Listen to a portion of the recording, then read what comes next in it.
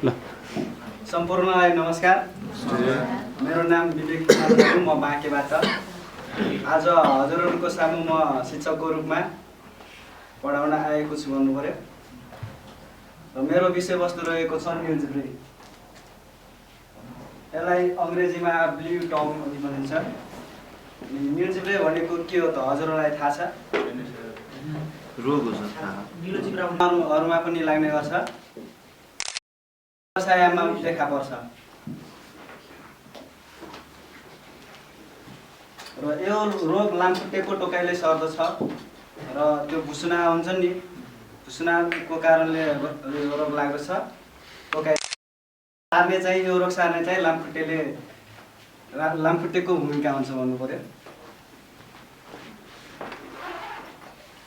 र यो रोग प्राय गरी अफ्रिकामा बढी जसो देखा परेको छ र अन्य देशमा पनि थोरै थोरै छ भन्नु पर्यो। अनि यसको लक्षणहरू सुरुमा 108 डिग्री फरेनहाइटसम्म ज्वरो आउँछ। अब हुनुपर्ने चाहिँ अब भेडा बाख्राको 101.5 देखि 103.5 हो। एक ठाउँबाट अन्य ठाउँमा नलग्ने भन्न खोजिएको छ। र जङ्गली जनावरको सम्पर्क हुन नदिने। अब कहिलेकाहीँ अब जङ्गली जनावरहरू घरको वरिपरि आउँछन्, तिनीहरूलाई त अब बचाएर राख्ने भन्नु पर्यो। केही नबुझेको छ? यो जेनेटिक रोग कि कस्तो रोग छ? यो जेनेटिक रोग होइन, सीमाविहीन रोग हो।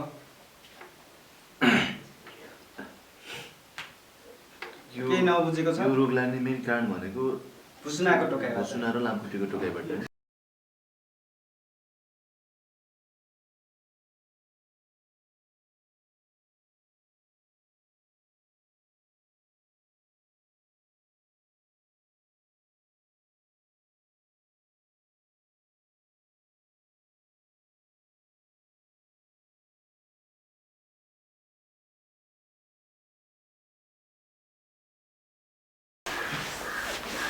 सबैलाई नमस्कार। नमस्ते। मेरो नाम धनेश्वर राणा, घर चाहिँ पाके कुसुम। आज म यो ग्रामीण पशु स्वास्थ्य कार्यकर्ता तालिमकर्ताको रूपमा आज हजुरलाई यो बिरामी पशु जाँच कसरी गरिन्छ भन्ने बारे जानकारी गराउन आइरहेको छु। अब पशुहरू बिरामी के कारणले हुन्छ थाहा त होला नि हजुरहरूलाई? के कारणले हुन्छ?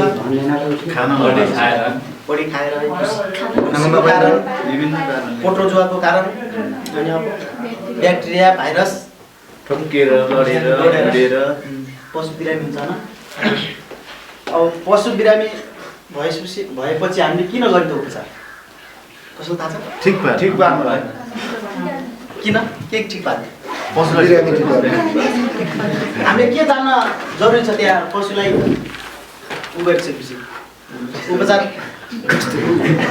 गर्नलाई हामीले किन जान्न जरुरी छ? के कुरा जान्न जरुरी छ? पशु बिरामी छ भनेर जान्न पाऊ। थाहा पाइन्छ नि किन गर्ने उपचार? निको पार्न। हामी अब तपाईँ प्राविधिक मानुस, तपाईँहरू प्राविधिक हुनुहुन्छ, किन गर्ने उपचार?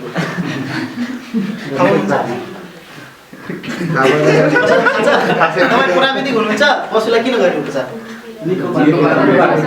हाम्रो औषधि बेच्न, अरू प्राविधिकको आम्दानी बढाउन, सल्लाह दिन, प्राविधिक तथा कृषिको कृषकको पनि एउटा रोग चिन्ह हो, अनि एउटा उपचार गर्न, एउटा सल्लाह दिनु हो। आज पशुको जाँच गर्ने भन्नुभयो कि उपचार गर्ने उपचार गरेर तपाईँले के गर्नुहुन्छ कि के जान्नुहुन्छ? उपचार गरेर उपचार किन गर्नुहुन्छ? उपचार किन गर्नुहुन्छ? उपचार बिरामी भयो भइसकेपछि पशु जस्तो बिरामी छ, त्यो बिरामी पशुलाई किन गर्नुहुन्छ?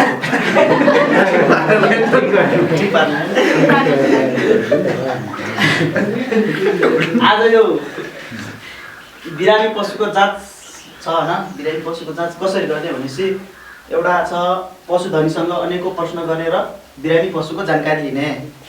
कसरी लिने त बिरामी पशुबाट थाहा छ कसैलाई? थाहा छ? पशुधनसँग विभिन्न किसिमको प्रश्नहरू गर्ने जस्तो के कहिलेदेखि के भएर त्यस्तो भएको के खाथ्यो होइन सबै थाहा छ मलाई छ होइन थाहा छैन सर सोचेर भनेको थाहा थिएन ल ठिक छ कल्पना पशुलाई अब जस्तो हामीलाई उहाँ बोलाउनु भएको छ भने चाहिँ किन बोलाउनु भयो होइन हामी अब हाम्रै उसमा आएको छ भने के कामले आउनुभयो जस्ता प्रश्नहरू गर्ने अनि बिरामी पशुलाई के भएको हो होइन के खाएर भएको हो कि विष लाग्यो कि गडे हो कि जस्ता क्वेसनहरू गर्ने होइन अनि त्यसपछि त्यो लिइसकेपछि अनि प्रत्यक्ष अवलोकन गर्ने एउटा चाहिँ किसानसँग क्वेसन गरेर थाहा पाउने जानकारी लिने पशु बिरामी हो कि के भएको होइन अर्को चाहिँ प्रत्यक्ष अवलोकन भनेपछि उही स्वयं आफू पुगेर कि नजिकै पुगेर के भएको हो कस्तो भएको हेर्ने कि त्यो पनि अब एउटा छ भनेपछि प्रत्यक्ष अवलोकन गर्नु र बिरामी पशुको जाँच गर्नु भनेपछि केही टाढाबाट हेर्नु बिरामी पशु छ हल्का टाढा गएर के हेर्नु त थाहा छ कसैलाई बिरामी पशु अवस्था हेर्ने कस्तो अवस्था हेर्ने के हेर्ने सामान्य रूपमा छुट्टी छैन भन्ने हो होइन जस्तो उहाँ गइसकेपछि केही टाढाबाट हेर्नलाई के हेर्ने भनेपछि पहिला यो सास होइन सास गर्दा यसले सास कस्तो फेरेको छ सास राम्रो छ कि छैन जस्तो गाई छ भनेपछि अब उसले प्रति मिनटमा तपाईँको कति हो त्यो 16 देखि 22 होइन 16 देखि 22 प्रति मिनटमा फेर्छ कि छैन जस्ता हेर्ने होइन अनि त्यसपछि त्यो पशु हिँड्नु गर्न सक्छ नि पशुले हिँड्नु गर्न सक्छ नि अनि पशु दुब्लो छ कि मोटो छ टाढाबाट हेरेर कि पहिचान गर्ने पशु दुब्लो छ कि मोटो छ त्यो हेर्ने होइन अनि पशु फुर्तिलो छ कि लोसो छ त्यो हेर्ने टाढाबाट अनि प्रत्यक्ष अवलोकन गरेर प्रत्यक्ष अवलोकन गर्न गइसकेपछि के हेर्ने टाढाबाट हेरेपछि केही यस्ता उहरू हेर्ने अवस्थाहरू हेर्ने होइन अनि त्यसपछि नजिकबाट गएर हेर्नलाई गइसकेपछि के गर्ने भनेपछि थाहा छ कसैलाई नजिकबाट हेर्नलाई सर्वप्रथम के गर्नुपर्छ नजिकबाट हेर्नलाई गइसकेपछि के छ सबैभन्दा पहिला सेफ्टी अफ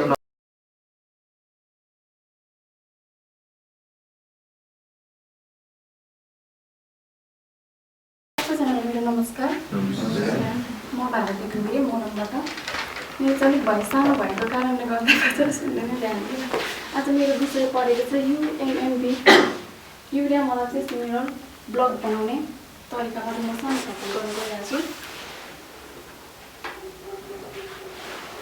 युरिया भनेको थाहा पाउनुहुन्छ नि है यसमा चाहिँ यो सामग्री बनाउँदाखेरि चाहिँ एउटा युरियाको आवश्यक पर्छ अनि त्यस्तै गरेर मोलासिस भनेको चाहिँ त्यो हाम्रोतिर चाहिँ सखर र गुड भन्ने हुन्छ हुँदैन हावा चाहिँ फरक पर्न सक्छ यो पनि चाहिँदो रहेछ त्यस्तै गरेर गहुँको चोकर धानको ढुटो आफूसँग चाहिँ उपयुक्त छ त्यो लगाएर उचाल्न सकिन्छ त्यस्तै गरेर सिमेन्ट चुना वा क्याल्सियम अक्साइड त्यस्तै गरेर नुन त्यस्तै गरेर मिनरल हुन्छ यो चाहिँ आज हामीले 100 किलोको बनाउन गइरहेको छौँ त्यसमा urea 10 KG urea molasses 35 KG गहुँको चोकर 35 किलो सिमेन्ट 5 किलो नुन 5 किलो क्याल्सियम 5 किलो र मिनरल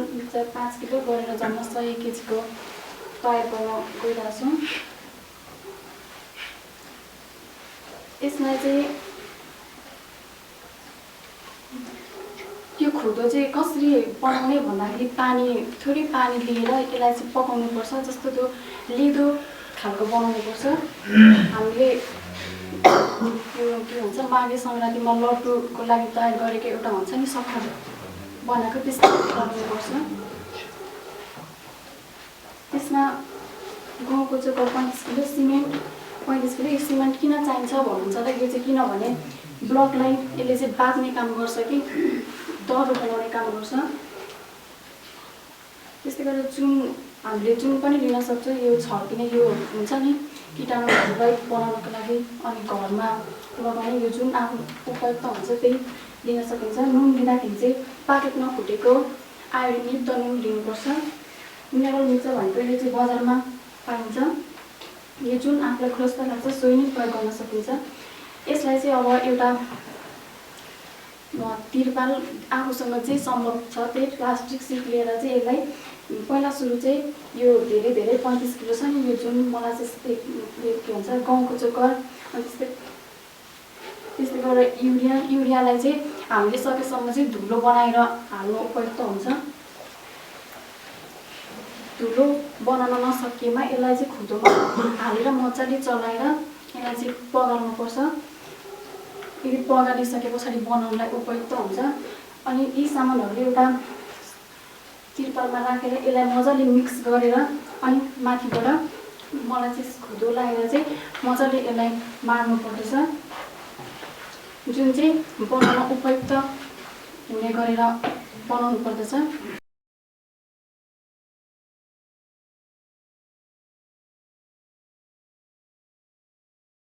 नमस्कार सबैजनालाई। मेरो नाम दानुमाया गुरुङ, तनहुँबाट जाउँ है। निमोनियाको परिचय छ। निमोनिया पशुहरूमा लाग्ने एक प्रकारको श्वास प्रश्वास सम्बन्धी समस्या हो। निमोनिया पशुहरूको फोक्सोमा समस्या देखा पर्छ र यो चाहिँ विशेष गरी चाहिँ जाडोयाममा जाडो गएर गर्मी आउने र गर्मीहरूदेखि जाडो आउने समयमा लाग्छ, बर्सातको समयमा नै लाग्छ। यो निमोनिया लाग्ने कारणहरू हेर्नुहोस्। अनि निमोनिया 1 नम्बरमा छ मौसम परिवर्तन भएको समयमा लाग्छ। यो जुन जाडोबाट गर्मी र गर्मीबाट जाडो आउने समयमा निमोनिया लाग्छ यो। अनि अर्को चाहिँ निमोनिया पशुहरूको फोक्सोमा जीवाणु विषाणु र ढुसीको संक्रमणको कारणले गर्दा पनि निमोनिया लाग्छ। र अर्को 3 नम्बरमा छ फोक्सोमा जुगाको कारणले गर्दा पनि निमोनिया लाग्छ। निमोनिया चिन्हको लागि हामीले लक्षणहरू विशेष गरेर ध्यान दिनुपर्छ, लक्षणहरू हेर्नुपर्छ। पशुहरूमा लक्षण रहेको छ 1 नम्बरमा पशुहरूमा ज्वरो आउँछ, आँखामा आँसु बग्छ अनि चिप्रा पनि देखिन्छ। निमोनिया हुँदा देखिने लक्षण। र अर्को चाहिँ 2 नम्बरमा छ निमोनिया पशुहरूमा श्वास प्रश्वासको कारणले गर्दा लाग्ने हुनाले पशुहरूलाई सास फेर्न अलिक गाह्रो अप्ठ्यारो भएको हुन्छ र सास फेर्न गाह्रो हुन्छ र खोक्दाखेरिमा आफू दुखेको महसुस पनि पशुहरूले गर्छ। र अर्को छ हेर्दाखेरिमा हामीले पशुहरूमा नाकबाट पहिला चाहिँ पातुलो सिगान बगाउने अनि त्यसपछि चाहिँ बाक्लो र अनि पाकेको सिगान निकाल्छ नाकबाट, जस्तो रुगा पाकेको हुन्छ त्यसरी नै पशुहरूले त्यसरी पहेँलो सिगान निकाल्छ। र यति लक्षणहरू देखिसकेपछि हामीले निमोनियाको लक्षण देखिसकेपछि हामीले उपचारको माध्यम खोज्नुपर्छ। उपचारहरू गर्नु जरुरी हुन्छ पशुलाई। त्यसरी नै अब पशु बिरामी भएको अवस्थामा पशुलाई न्यानो पारेर खुल्ला एकान्तमा राख्नुपर्छ। पशुहरूलाई पहिले नै भने ज्वरो आएको हुन्छ, त्यो बेलामा पशुहरू अलिक जाडोको महसुस गरेको हुन्छ। पशुलाई अब कम्मलले जुटको बोराले ढाकेर न्यानो पार्न सकिन्छ र खुल्ला हावाको प्रकाश सूर्य घामको प्रकाश र हावा छिर्ने ठाउँमा खुल्ला तरिकाले एकान्तमा राख्नुपर्छ। अरू पशुहरूसँग राख्नु हुँदैन। र अर्को चाहिँ सजिलो पचाउन सक्ने झोलिलो कुराहरू खुवाउनुपर्छ। जस्तो हाम्रो गाउँघरमा कोदोको झोलहरू के अरे पिसेर पिठोको झोलहरू हुन्छ खोले, अब त्यस्तोहरू खुवाउनुपर्छ। र यस्तो खुवाउने अवस्थामा हामीले अझै के ध्यान दिनुपर्छ भने अब हाम्रो श्वासनली र खाद्यनली हुन्छ। कहिलेकाहीँ खाद्यनलीमा जानुपर्ने खानेकुरा श्वासनलीमा जान्छ, त्यसैले सर्को पर्न सक्छ, त्यसमा पनि ध्यान दिनुपर्छ। र अर्को कुरा चाहिँ पशुलाई जीवाणुबाट सङ्क्रमित भएको शङ्का लागेमा निमोनियाको औषधि उपचारमा एन्टिबायोटिक औषधिहरू अक्सिट्रेटासाइक्लिन, स्ट्रेप्टोपेनिसिलिन जस्ता एन्टिबायोटिक चलाउनुपर्छ। अनि यो चलाउने अवस्थामा कहिलेकाहीँ पशुले यो औषधि दिँदाखेरिमा शरीरले अलिकति रियाक्सन गरिरहेको हुन्छ, त्यो बेलामा चाहिँ हामीले क्रेमाइन, एबिल, जिट र क्रुला जस्ता औषधिहरू पनि सुईबाट दिनुपर्छ मासुमा। र यो एन्टिबायोटिक औषधि चाहिँ यसको डोज चाहिँ हामीले 3 दिनदेखि 5 दिनसम्म दिनै पर्छ, यो चाहिँ यो पनि सम्झिराख्नु। र अर्को चाहिँ आन्तरिक परजीवीको कारण भन्नाले निमोनिया फोक्सोमा जुगा पर्ने हुनाले यसको लागि चाहिँ हामीले फेनबेन्डा अल्बेन्डाजोल दिन सकिन्छ। र पनि यसमा पनि अझै के विशेष ध्यान दिनुपर्छ भने हामीले गर्भवती पशुलाई फेनबेन्डाजोल दिन सकिन्छ भने गर्भवती भएको अवस्थामा अब हामीले पशुधनीसँग सोध्नुपर्छ तपाईँको पशु गर्भवती छ कि छैन भनेर सोध्ने। अनि त्यस्तो बेलामा चाहिँ अब गर्भवती छ भने हामीले अल्बेन्डाजोल दिनु हुँदैन, यसमा चाहिँ ख्याल गर्नुपर्छ। गर्भवती पशुलाई फेनबेन्डाजोल दिनुपर्छ। र अर्को अब उपचार हामीले गरिसकेपछि अब फेरि रोगी पशुलाई त उपचार गऱ्यौँ, तर पनि फेरि अरू पशुहरूलाई पनि हामीले रोकथाम गर्नुपर्छ। रोकथाममा पनि ध्यान दिनुपर्छ ताकि अरू पशुहरू पनि त्यस्तो रोग नलागोस्। र पशुलाई न्यानो, ओबानो र हावा खेल्ने ठाउँमा राख्नुपर्छ। अब पशुलाई, रोगी पशुलाई पनि अब न्यानो, ओबानो के अरे जतासुकैबाट हावा खेल्ने ठाउँमा राख्नुपर्छ। र सन्तुलित आहार खुवाउनुपर्छ भनेको अब अलिक झुलिलो र सबै समयमा आन्तरिक परजीवीको औषधि खुवाउनुपर्छ। त्यसपछि अर्को रहेको छ पशुलाई बाँध्ने ठाउँमा फोहोर सुक्खा र सफा राख्नुपर्छ। भएको सोतरहरू पनि सोरेर फाल्नुपर्छ समय समयमा। र रोगी पशुलाई बेग्लै राख्ने, अनि दाना पानीको भाँडा पनि अब निरोगी पशुलाई सँग लसपस नगर्ने, छुट्टै राख्नुपर्छ। बिरामी पशु भएको शङ्का लागेमा उपचार गराइहाल्नुपर्छ। यसरी हामीले निमोनिया रोग सम्बन्धी जानिसकेपछि हामीले आफ्नो पशु र आफ्नो घर वरिपरिको पशुहरूलाई पनि निमोनिया छ कि छैन भनेर हामीले पत्ता लगाउन सक्नुपर्छ। यसरी निमोनिया लागेको पशुहरू हामीले यो लक्षण हेरेर छुटाउन सकिन्छ कि सकिँदैन?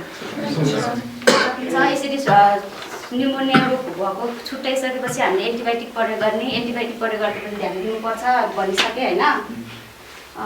यसरी नै अब एन्टिबायोटिक दिँदाखेरिमा हामीले यसको डोज पुऱ्याउन कति दिनसम्म दिनुपर्छ अरे? एन्टिबायोटिक औषधि दिँदाखेरिमा हामीले के अर्को औषधि कुन प्रयोग गर्नुपर्छ? एन्टी एलर्जी, किनकि शरीरले रियाक्सन गरेको हुन्छ कहिले कहिले एन्टिबायोटिक दिँदा। त्यही भएर यो क्रेमाइन र यो जिट, एबिल जस्ता एलर्जी सम्बन्धीको पनि प्रयोग गर्नुपर्छ भन्दै आज मेरो निमोनिया शीर्षक यहीँ अन्त गर्छु। हस्त, धन्यवाद।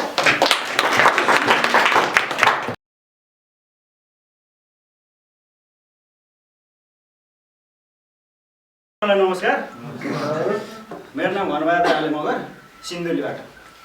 म चाहिँ यहाँ 35 दिने ट्रेनिङमा आएको। आज म प्रशिक्षक बनेर यहाँ हजुरलाई केही जानकारी दिँदैछु। र आज हामी चाहिँ यो रेबिजको बारेमा सानो छलफल गर्छौँ है त। म हजुरहरूलाई एकदम सकेसम्म जति सक्छ त्यति बुझाउने कोसिस गर्छु। र के भनिन्छ अब रेबिजबाटै सुरुबाट त परिचय नै जाउँ रेबिजको। कतिपय तपाईँहरूले गाउँतिर नि सुन्नुभयो होला रेबिज भने के हो? एकदम व्यापक सुनिएको छ सर। के होला?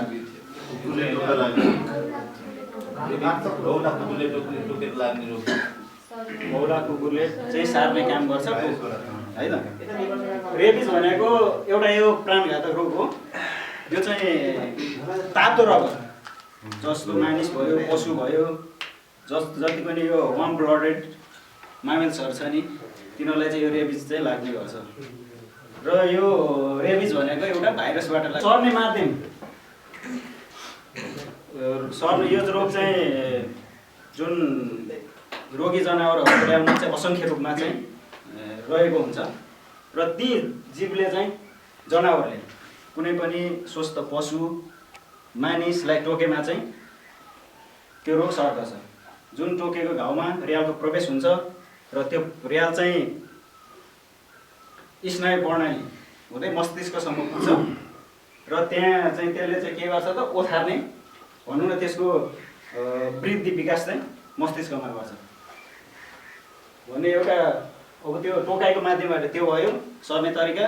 अर्को एउटा बिना टोकाइ पनि सर्छ, जस्तो कि अब मानिस जनावरहरूको कुनै घाउमा छ भनेदेखि घाउ छ भनेदेखि त्यो जनावर जुन रोगी जनावर छ तिनीहरूको रियाल परेमा घाउमा तिनीहरूलाई चाट्न दिएमा र घाउ भएको हातले शङ्का लागेको पशुलाई औषधि खुवाएमा त्यो रोग चाहिँ सजिलैसँग निरोगी पशुको या मानिसको शरीरमा चाहिँ प्रवेश गर्न सक्छ। त्यो चाहिँ बिना टोकाइ। र त्यसमा अर्को जुन मानिसहरूले मासु काट्ने कार्य गर्छ उनीहरूको पनि हातमा छ भनेदेखि सर्ने भयो काट्दाखेरि। र अर्को छ अब यसको ओथार्ने अवधि भनेको चाहिँ जुन लक्षण देख्ने समय सामान्यतया 15 देखि 60 दिनको हुन्छ र यो मानिसमा चाहिँ 2 महिनाको हुन्छ र मानिसमा 1 वर्षदेखि 2 वर्षसम्म पनि देखिएको पाएको छ नेपालमा चाहिँ। अब यसको लक्षण चाहिँ यसको 2 प्रकारको हुन्छ, एउटा चाहिँ एकदम उत्तेजना खालको र अर्को चाहिँ पक्षघात। उत्तेजना खालकोमा चाहिँ कस्तो लक्षण देखाउँछ भनेदेखि जनावरहरूले आफ्नै घर धनीलाई पनि नचिन्ने, बेग्लै स्वर निकालेर कराउने र देखे कि टोक्न खोज्ने र त्यसले चाहिँ भित्ताहरूमा हानिरहेको हुन्छ, टोकिरहेको हुन्छ। र कुकुरले हो भनेदेखि ट्याङमुङी पुच्छर लुकाएर चाहिँ हिँडिरहेको हुन्छ भने यो एकदम उत्तेजना प्रकारको चाहिँ त्यो चाहिँ के लक्षण भयो। र अर्को चाहिँ छ पक्षघात। यो पक्षघातमा चाहिँ कुकुरले हो भनेदेखि एकै ठाउँ बसिरहने, जिब्रो निकाल्ने र रियाल काटिरहने, तरल पदार्थ जुन झोलिलो चिजहरू हुन्छ नि त्यो चाहिँ खान नसक्ने, निल्न नसक्ने भएर पछाडिको अङ्गहरू चाहिँ नचल्ने, एकै ठाउँमा बसिरहने त्यस्तो हुन्छ। र अर्को अब त्यसपछिबाट खासै अब उपचार भन्नुपर्दा यसो खासै उपचार छैन। रोग लागेको लक्षण देखिसकेपछि यो मर्छ नै 100% हो। र अर्को यसलाई चाहिँ अब उपचार लाग्यो, यदि बौला कुकुरले टोकेको शङ्का लाग्यो, कुकुरले टोकेको छ भनेदेखि चाहिँ त्यसलाई चाहिँ साबुन पानी, मनतातो पानी साबुनले राम्रोसँग सफा गर्ने र टिङ्चर आयोडिन यो पोभिडिन आयोडिनहरू चाहिँ लगाएर घाउलाई सफा गर्न सकिन्छ। र यदि रोगी कुकुरले नै टोकेको हो भन्ने शङ्का लागेमा चाहिँ के चिकित्सकको सल्लाह अनुसार भ्याक्सिन लिनुपर्ने हुन्छ। त्यो भ्याक्सिन चाहिँ लिन सक्छौँ।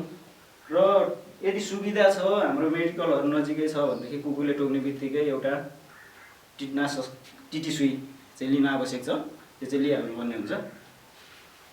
र हामीले यो सुई लगाउँदा अब हामीले पढेको अनुसार जानेको अनुसार चाहिँ 6वटा डोजमा लगाइन्छ।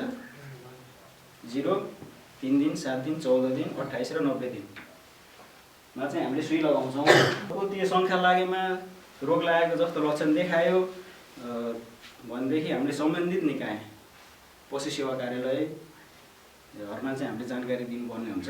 मेरो क्लास यहीँ सकिएको, सताउँदै बिट मार्दै म यहाँबाट बिदा हुन चाहन्छु।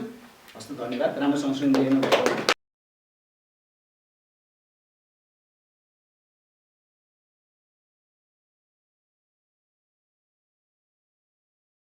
नमस्कार, म पवित्र। आज हजुरहरूको सामु चाहिँ खसी पार्ने टपिक्स लिएर आएको छु।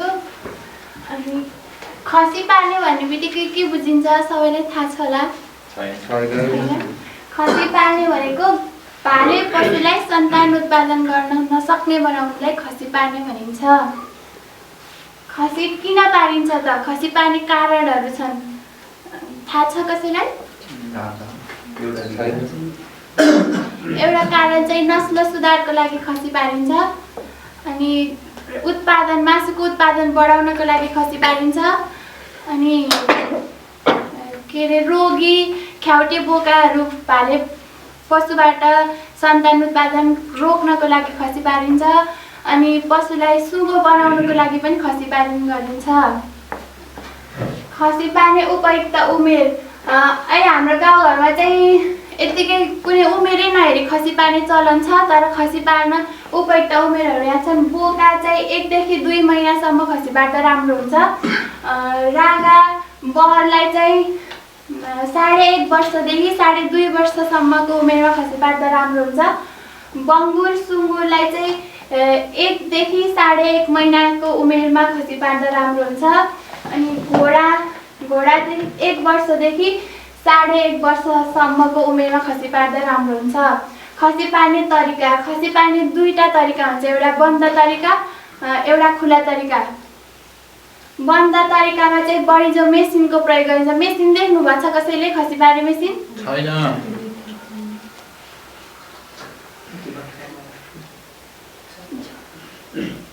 मेसिनको सहायताले खसी पार्दा के अरे पशुको मेसिनले चाहिँ विशेष गरी बोकालाई र रागालाई बहरलाई खसी पार्न सकिन्छ। खसी पार्दा बढीजोको सहायताले खसी पार्दा के अरे भाले पशुको अण्डकोशलाई तानेर अनि त्यो शुक्रबाहिनी नली पत्ता लगाएर 2टा हातले च्यापेर त्यसलाई चिप्लिन नदिकन पहिला एक साइडबाट च्याप्ने, अनि च्याप्दाखेरि मेसिनको दाँतलाई माथि पारेर क्याटक्क परेको आवाज आउँछ। आवाज आएन भने चाहिँ त्यो सक्सेस हुन्न है, सफल हुन्न। क्याटक्क परेको आवाज आएपछि त्यसलाई 15 देखि 20 सेकेन्डसम्म त्यतिकै अडाएर राख्ने, अनि 20 सेकेन्डपछि त्यसलाई निकाल्ने, अनि फेरि त्यसै गरी अर्कोपट्टि पनि त्यसरी नै त्यही तरिकाबाट गर्ने। अनि त्यो एकचोटिमा सफल नहुन सक्छ, त्यसैले त्यसको थोरै तलपट्टि फेरि पूर्ण त्यस्तै तरिकाले गर्ने। अनि मेसिन निकालेपछि हिमेक्स वा 4 मिल मलम लगाइदिने। अनि अर्को छ बन्द खुल्ला तरिका। खुल्ला तरिकामा चाहिँ पशुको अण्डकोश नै निकालेर खसी पारिन्छ। यो तरिका विशेष गरी कुकुरमा, घोडामा विशेष गरी यिनीहरूमा गरिन्छ। अर्को खसी बोकामा पनि बोकामा पनि सकिन्छ सक्नलाई यो तरिका, तर बढीजोको सहायताले सजिलो हुन्छ बोकामा चाहिँ। त्यही भएर हामीले खुल्ला तरिका बङ्गुरमा र घोडामा अनि कुकुरमा गरिन्छ। खुल्ला तरिकामा चाहिँ पशुको अण्डकोशको वरिपरिको रौँ काटेर सफा गर्ने। सफा गरेपछि ब्लेडले चिर्ने, एकापट्टि चिरेर निचारेपछि त्यो शुक्रबाहिनी नलीलाई बटार्ने अथवा बाँध्ने, अनि त्यसको थोरै तलपट्टि काटेर अण्डकोश फालिदिने। अनि त्यसै गरी अर्कोपट्टि पनि त्यसरी नै गर्ने। कहिलेकाहीँ एकपटक चिर्दा 2टै अण्डकोश एकैचोटि निकाल्न पनि सकिन्छ। यो तरिकाबाट गर्दा चाहिँ घाउ ठुलो वा सानो हुन्छ। ठुलो छ भने टाँका लगाउन पनि सकिन्छ, सानो छ भने त्यसलाई औषधिहरू एन्टिबायोटिक कीटनाशक औषधिहरू लगाउने। अनि त्यसलाई औषधिहरू लगाएर बेला बेलामा त्यो घाउ सन्चो नभएसम्म बेला बेलामा सफा गरिराख्ने घाउलाई। अनि खसी पार्दा ध्यान दिनुपर्ने कुराहरू चाहिँ खसी पार्दा त्यो बोकालाई खसी पार्दाखेरि थुन हुन्छ नि, त्यो थुनमा नपर्ने गरी खसी पार्नु पर्यो। थुनमा पर्यो भने मर्न पनि सक्छ। अनि खसी पारिसकेपछि त्यसलाई फोहोरमा र पानीमा बस्नु नदिने। त्यो घाउमा कीटाणुहरू जान सक्छ, घाउ पाक्न सक्छ। त्यही भएर फोहोरमा र पानी पर्न नदिने घाउमा। अनि च्याप्दा दुवै बिलेनलीको सिधा पर्ने गरी च्याप्ने। अनि अब त्यसलाई खसी पारेपछि त गाह्रो हुन्छ नि त, अनि त्यही भएर त्यसलाई दानाहरू दिने, पोसिलो दाना दिने, घाँसहरू दिने। ल यति नै। के नबुझेको छ भने भन्नु।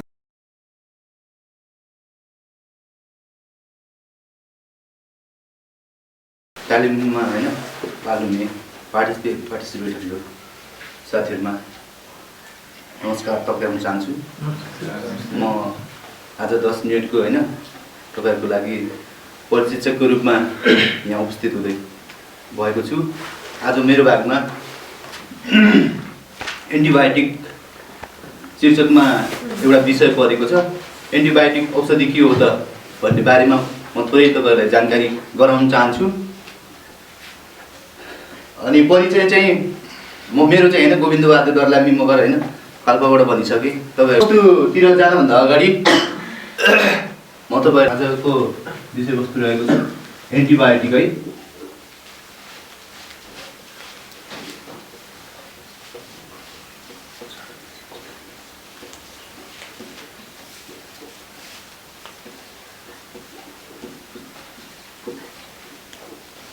देख्नु भएको छ एन्टिबायोटिक भने थोरै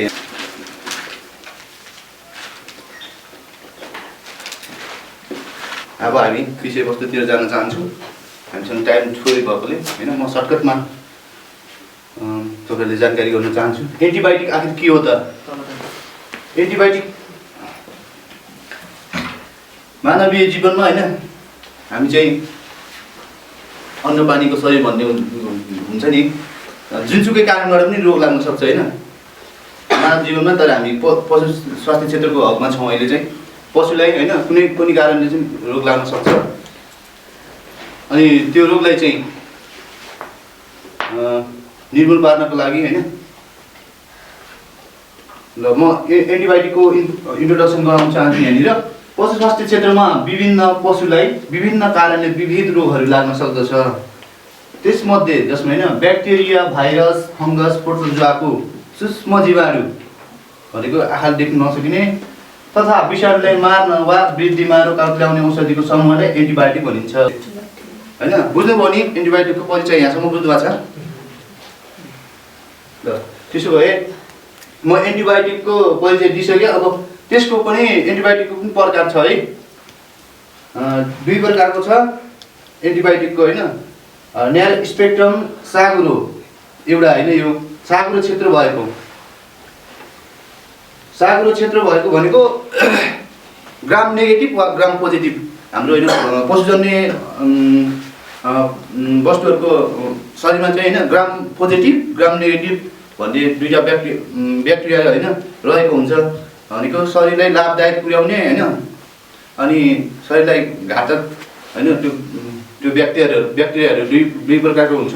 त्यसमा मध्ये ग्राम नेगेटिभलाई अथवा ग्राम पोजिटिभलाई मार्ने चाहिँ न्यारो स्पेक्ट्रम साँघुरो क्षेत्र भएको उसले एन्टिबायोटिकले काम गर्छ, जसमा पेनिसिलिन पर्ने रहेछ होइन। ग्राम पोजिटिभ यसले चाहिँ सकारात्मक उसलाई चाहिँ नियन्त्रण गर्ने अनि स्ट्रेप्टोमाइसिनले चाहिँ ग्राम नेगेटिभलाई नियन्त्रण गर्ने अथवा होइन वृद्धिमा रोक्ने अथवा मार्ने काम गर्छ। बोर्ड स्पेक्ट्रम अर्को छ। बोर्ड स्पेक्ट्रम फ्राकिलो क्षेत्रमा भएको ग्राम पोजिटिभ र ग्राम नेगेटिभ यसले चाहिँ दुवै अघिको न्यारोले चाहिँ होइन न्यारो स्पेक्ट्रमले चाहिँ एउटा मात्रै कुनै होइन ग्राम पोजिटिभ अथवा ग्राम नेगेटिभमा कुनै एउटालाई मात्रै गरेको थियो भने नियन्त्रण गरेको थियो भने यसले चाहिँ दुवैलाई नियन्त्रण गर्ने भयो। कस्तो लाग्यो तपाईँहरूलाई फिडब्याक पछि होइन पाइहाल्नेछु।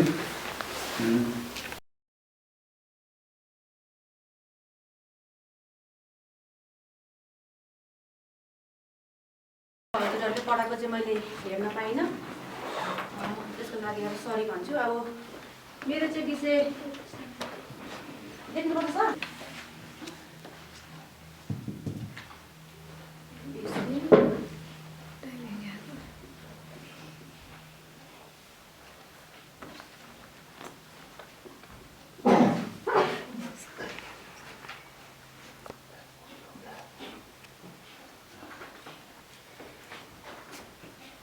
सूची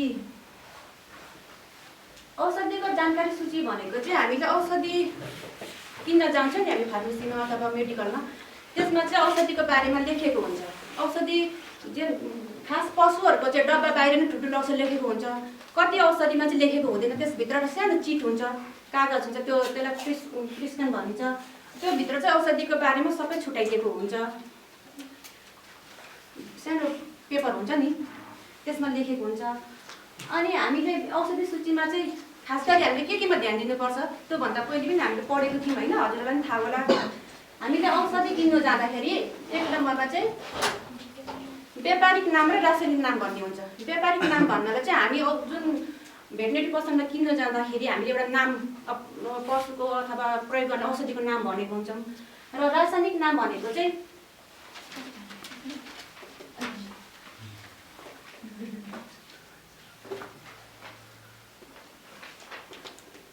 रासायनिक नाम भनेको त्यो औषधिमा चाहिँ कुन पदार्थ मिसिएको छ, कुन रासायनिक मिसिएको छ भन्ने छुट्याइन्छ होइन। त्यो चाहिँ हामीले एकदम त्यहाँ हेर्नुपर्ने हुन्छ र हामीले विशेष हेर्नुपर्ने चाहिँ उत्पादन मिति। कम्पनीले त्यो औषधि कहिले उत्पादन गरेको रहेछ त्यहाँ मिति लेखेको हुन्छ।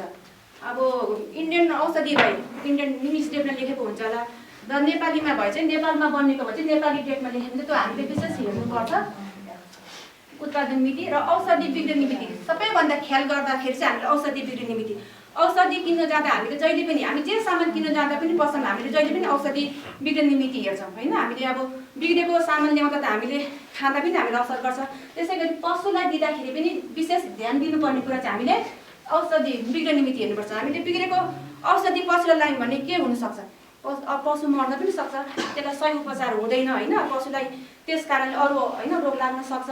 विशेष ध्यान चाहिँ हामी सबैले के दिनु पऱ्यो भने औषधि बिग्रिने मितिमा ध्यान दिनु होला हजुरलाई औषधि किन्नु जाँदा। र उत्पादन गर्ने कम्पनी भनेको चाहिँ हामीले औषधि लिनु जाँदाखेरि हाम्रो जिज्ञासा नै हुन्छ नि त, कुन कम्पनीले बनाएको छ, अथवा विदेशीको हो कि अथवा इन्डियन हो कि अथवा नेपाल हो, त्यो पनि हामीलाई हुन्छ जान्ने हुन्छ। अब त्यो चाहिँ त्यहाँ डब्बामै लेखेको हुन्छ। अब इन्डियन भए इन्डियनै भनेर हुन्छ, नेपाल भए नेपालमै भनेर लेखेको हुन्छ। त्यो हामीलाई चाहिँ कृषकहरूलाई कोही बेला अब प्राइभेटलाई हेर्ने इच्छा हुन्छ, त्यो हेर्नु त्यहाँ पाइन्छ औषधिमै। र औषधिको मात्रा चाहिँ भनेको हामीले औषधिको मात्रा भन्छ औषधि कसरी दिने भन्ने कुरा होइन। औषधिको मात्रा अब ठुलो पशुलाई खास हामी अब पशुकै बारेमा पढिरहेको छौँ। अब ठुलो पशुलाई कति मात्रामा दिने, सानो पशुलाई कति मात्रामा दिने, त्यो औषधिको डब्बामा कुनै कुनै औषधिमा बाहिर लेखेको हुन्छ, कुनै कुनैमा चाहिँ अब त्यो भित्र बोतल अथवा कुनै अब चक्की छन् चक्कीमा लेखेको हुन्छ। त्यहाँ पनि छैन भने चाहिँ हामीले त्यो भित्र सानो एउटा चिट राखिदिएको हुन्छ कम्पनीले, त्यो चिट हेर्नु होला होइन। अब हामी सबैलाई अङ्ग्रेजी आउँछ भन्ने पनि छैन, हामी सबै अङ्ग्रेजी अब कमै बोल्छौँ।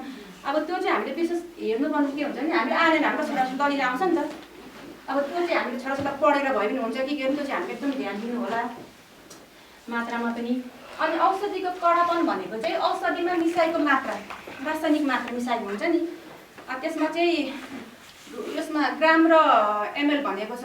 त्यसमा चाहिँ अब कति रासायनिकको मात्रा मिसाएको छ भन्ने कुरा हुन्छ त्यो डब्बामा अथवा हामीले औषधि किन्ने ठाउँमा। अब त्यो हामीले त्यो पनि छुट्याउन सकेन भने हामीले ती किनेर ल्याएको ठाउँमा ती प्राविधिकलाई राम्रोसँग सोधे पनि हुन्छ होइन। डक्टरलाई त्यो एकदम बुझ्ने जरुरी छ। र प्रयोग गर्ने विधि छ। प्रयोग चाहिँ हामीले कसरी गर्दा पशुमा धेरै कुरा हामीले सिकिसकेको छौँ होइन। प्रयोग गर्ने विधिहरू पनि छन् धेरै। कसैलाई छालामा सुई लाग्नुहुन्छ भने, कसैलाई मासुमा, कसैलाई अब मुखबाट डाइरेक्ट खुवाउने हुन्छ, कसैलाई चाहिँ अब जहाँ आवश्यक पर्छ ती लाउने कुरा पनि हुन्छ। त्यो त्यही नै लेखेको हुन्छ औषधिको बाहिरै अथवा त्यहाँ भनेर लेखेको हुन्छ। त्यसमा प्रयोग गर्ने विधि हामीले कसरी गर्ने, कहाँ गर्ने भन्ने कुरा। र अनि अर्को कुरा के छ भने कति पल्ट र कहिलेसम्म भन्ने हुन्छ। औषधि हामीले अब औषधि त किनेर ल्यायौँ तर कहिलेसम्म खुवाउने त, अब निको नहुनेसम्म खुवाउने कि होइन। अब त्यसको पनि एउटा त्यहाँ भनेको हुन्छ, डेट तोकिदिएको हुन्छ। अब यति दिनसम्म खुवाउने, कसैलाई 3 दिनसम्म खुवाउनु पर्ने होला, कसैलाई 3 देखि 5 दिनसम्म खुवाउनु पर्ने हुन्छ। त्यो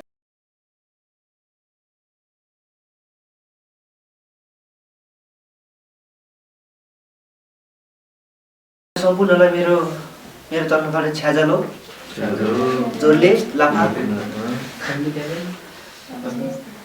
नमस्ते। मेरो नाम लालसिंह गुरुङ। म चाहिँ तनहुँको देवदार भन्ने ठाउँबाट आज चाहिँ म यस 25 दिने तालिममा सहभागी भएर चाहिँ आज म प्रशिक्षकको रूपमा अगाडि आएर बोल्न पाएको छु। मलाई त्यस तर्फबाट एकदम खुसी लागेको छ। आजको मेरो टपिक भनेको चाहिँ वर्षभरिका लागि हरियो घाँस है। म परिचय भन्न चाहन्छु। यो वर्षभरिका लागि हरियो घाँस हामी कृषकहरूलाई किन आवश्यक छ त? कुनै पनि पशुपालक कृषकले पशुपालन गरिसकेपछि पशुलाई दाना पानी घाँसको आवश्यक पर्छ कि पर्दैन भन्नुहोस् त तपाईँ सबैजना हो नि है। अब हामीले दाना पानी घाँस समय समयमा खुवाउन सकिन्छ। अब घाँसको कुरा गरौँ होइन, घाँसको कुरा अब कुनै समयमा CO3 सरी है। अनि अर्को स्टाइलो, यो भनेको चाहिँ जेठमा लगाउने भदौ असोजमा काटेर खुवाउन सकिन्छ। कहिलेदेखि कहिलेसम्म रे? अब मैले जानेको चाहिँ यो होइन। अब मैले थोरै डाले घाँस पनि टिपेर ल्याएको छु। त्यो डाले घाँसमा चाहिँ 1 मा बडर, 2 मा पाखुरी, 3 मा खनियो, त्यसपछि 4 मा काप्रो, 5 मा बकैनो। सबैले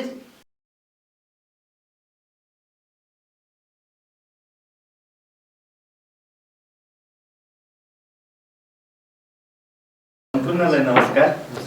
मेरो नाम चाहिँ मनबहादुर छेत्री। म चाहिँ बर्दियाबाट आएको। हजुरलाई यो सन्तुलित दाना बारे केही कुरा सिकाउन आएको।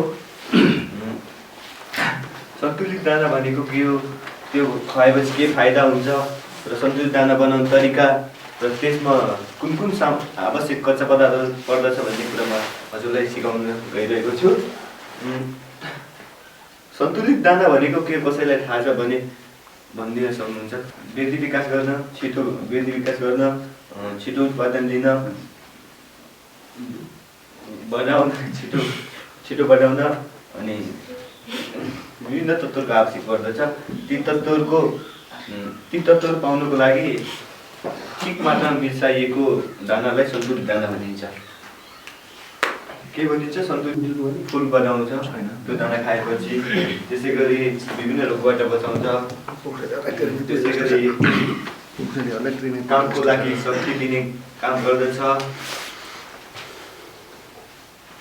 पेटको बच्चा बढाउन पनि सहयोग गर्दछ।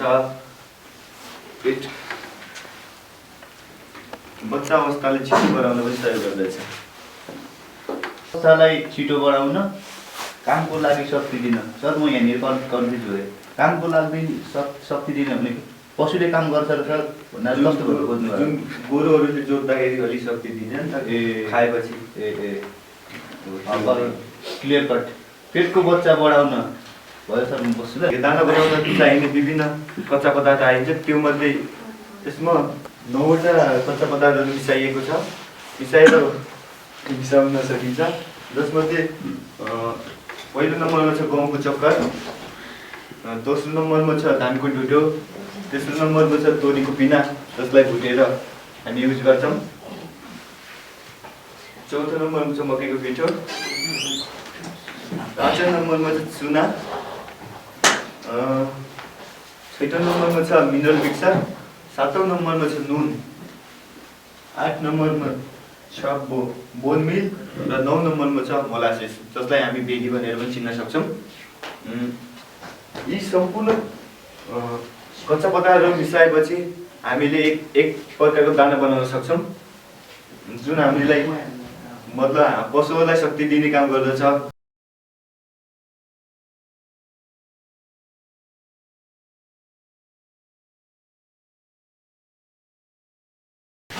नमस्ते, मेरो नाम नक्सली गिरी, पाल्पादेखि। म आज पैँतिस दिने तालिम लिएर, पशु स्वास्थ्य तालिम लिएर म केही कुराहरू सिकेको कुराहरू हजुरहरू सामु भन्न आइरहेको छु। जस्तै हजुरहरूले केही सुन्नुभएको होला, कसैले सुन्नुभएको होला, कसैले सुन्नुभएको छैन होला। आज मैले जेनेटिक रोगहरूको बारे भन्न आएको छु। जेनेटिक रोग भनेको के हो त? जेनेटिक रोग भनेको मानिस र जनावरमा एक आपसमा सर्ने रोग हो। जस्तै जनावरबाट जस्तै हामीहरूमा सर्ने रोग नै जेनेटिक रोग हो। जेनेटिक रोगहरू जस्तै ब्रुसेलोसिस, रेबिस आदिबाट सर्ने रोग नै रोग हो। अरू आदि भन्नाले अरू रोगहरू पनि हुन सक्छन्। त ब्रुसेलोसिस र रेबिसको बारेमा भन्नेछु। ब्रुसेलोसिस कसरी सर्छ त मानिसमा? ब्रुसेलोसिस जस्तै रोग सङ्क्रमण पशुबाट प्रत्यक्ष सम्पर्क भएमा अथवा लसपस भएमा है सर्ने गर्दछ। अनि के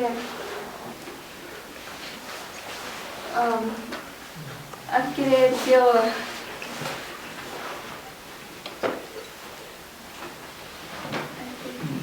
ब्रुसेलोसिस रोग संक्रमित भालेको वीर्य र सहवासबाट पनि यो रोग सर्ने गर्दछ। त्यसपछि यसको ब्रुसेलोसिसको रोगको लक्षणहरू जस्तै छ गर्भिणी गाई भैँसीहरूमा प्राय 7 देखि 8 महिनाको अवधिमा गर्भ टुट्ने गर्दछ। यो ब्रुसेलोसिस रोग लागेको बेला गर्भिणी गाई भैँसीहरू प्राय 7 देखि 8 महिनाको अवधिमा त्यो गर्भ टुट्ने गर्दछ। जस्तै अर्को गर्भधारण अवधि अगावै बच्चा जन्माउने, गर्भधारण समय पुगेको छैन अगाडि नै बच्चा जन्माइदिने। अनि अर्को जन्मेका बच्चाहरू प्राय मरेको अवस्थामा पाइने, बच्चाहरू जन्मिने तर मरेको अवस्थामा आउने। अनि भाले जनावरहरूमा अन्डको सुन्निने, जोर्नी सुन्निने, गाई भैँसी भेडा बाख्रा आदिमा बाजुपन देखिने, जोर्नीहरू पनि सुन्निने। अनि गाई भैँसी भेडा बाख्राहरूमा बाजुपन पारे जस्तो धेरै बाजुपनहरू देखा पर्ने है। अनि रेबिस, अनि यसको रेबिस पनि जुनेटिक रोग हो। जस्तै रेबिसबाट 2 तरिकाबाट सर्छ। जस्तै अर्को टोकाइको माध्यमबाट अनि अर्को नटोकाइ। टोकाइ जस्तो रेबिस रोग लागेको कुकुर अथवा जनावरहरू, जङ्गली जनावरहरूले सिधै टोक्यो भने त्यो रेबिस लाग्छ। अनि अर्को नटोकिकन जस्तै पुरानो घाउहरू, नयाँ घाउ, पुरानो घाउहरू अनि र्यालबाट अनि त्यो घाउहरूले त्यो रेबिस लागेको वस्तुले त्यो जनावरले त्यो घाउहरू चाट्यो भने, र्यालहरू छर्यो भने त्यसबाट अनि सर्न छ रेबिस। अनि अर्को छ उपचार है। उपचार जस्तै उपचारको लागि प्रयोगशाला परीक्षणबाट रोग पुष्टि भएमा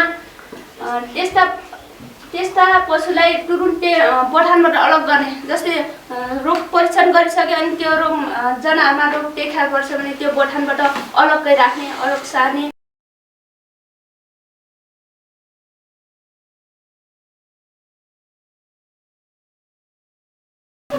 मेरो नाम निरज दाहाल सर्लाहीबाट। मेरो चाहिँ आज बाहिरी परजीवी भन्ने शीर्षक पढेको छ। हजुरहरूलाई थाहा होला बाहिरी परजीवी भनेको के हो?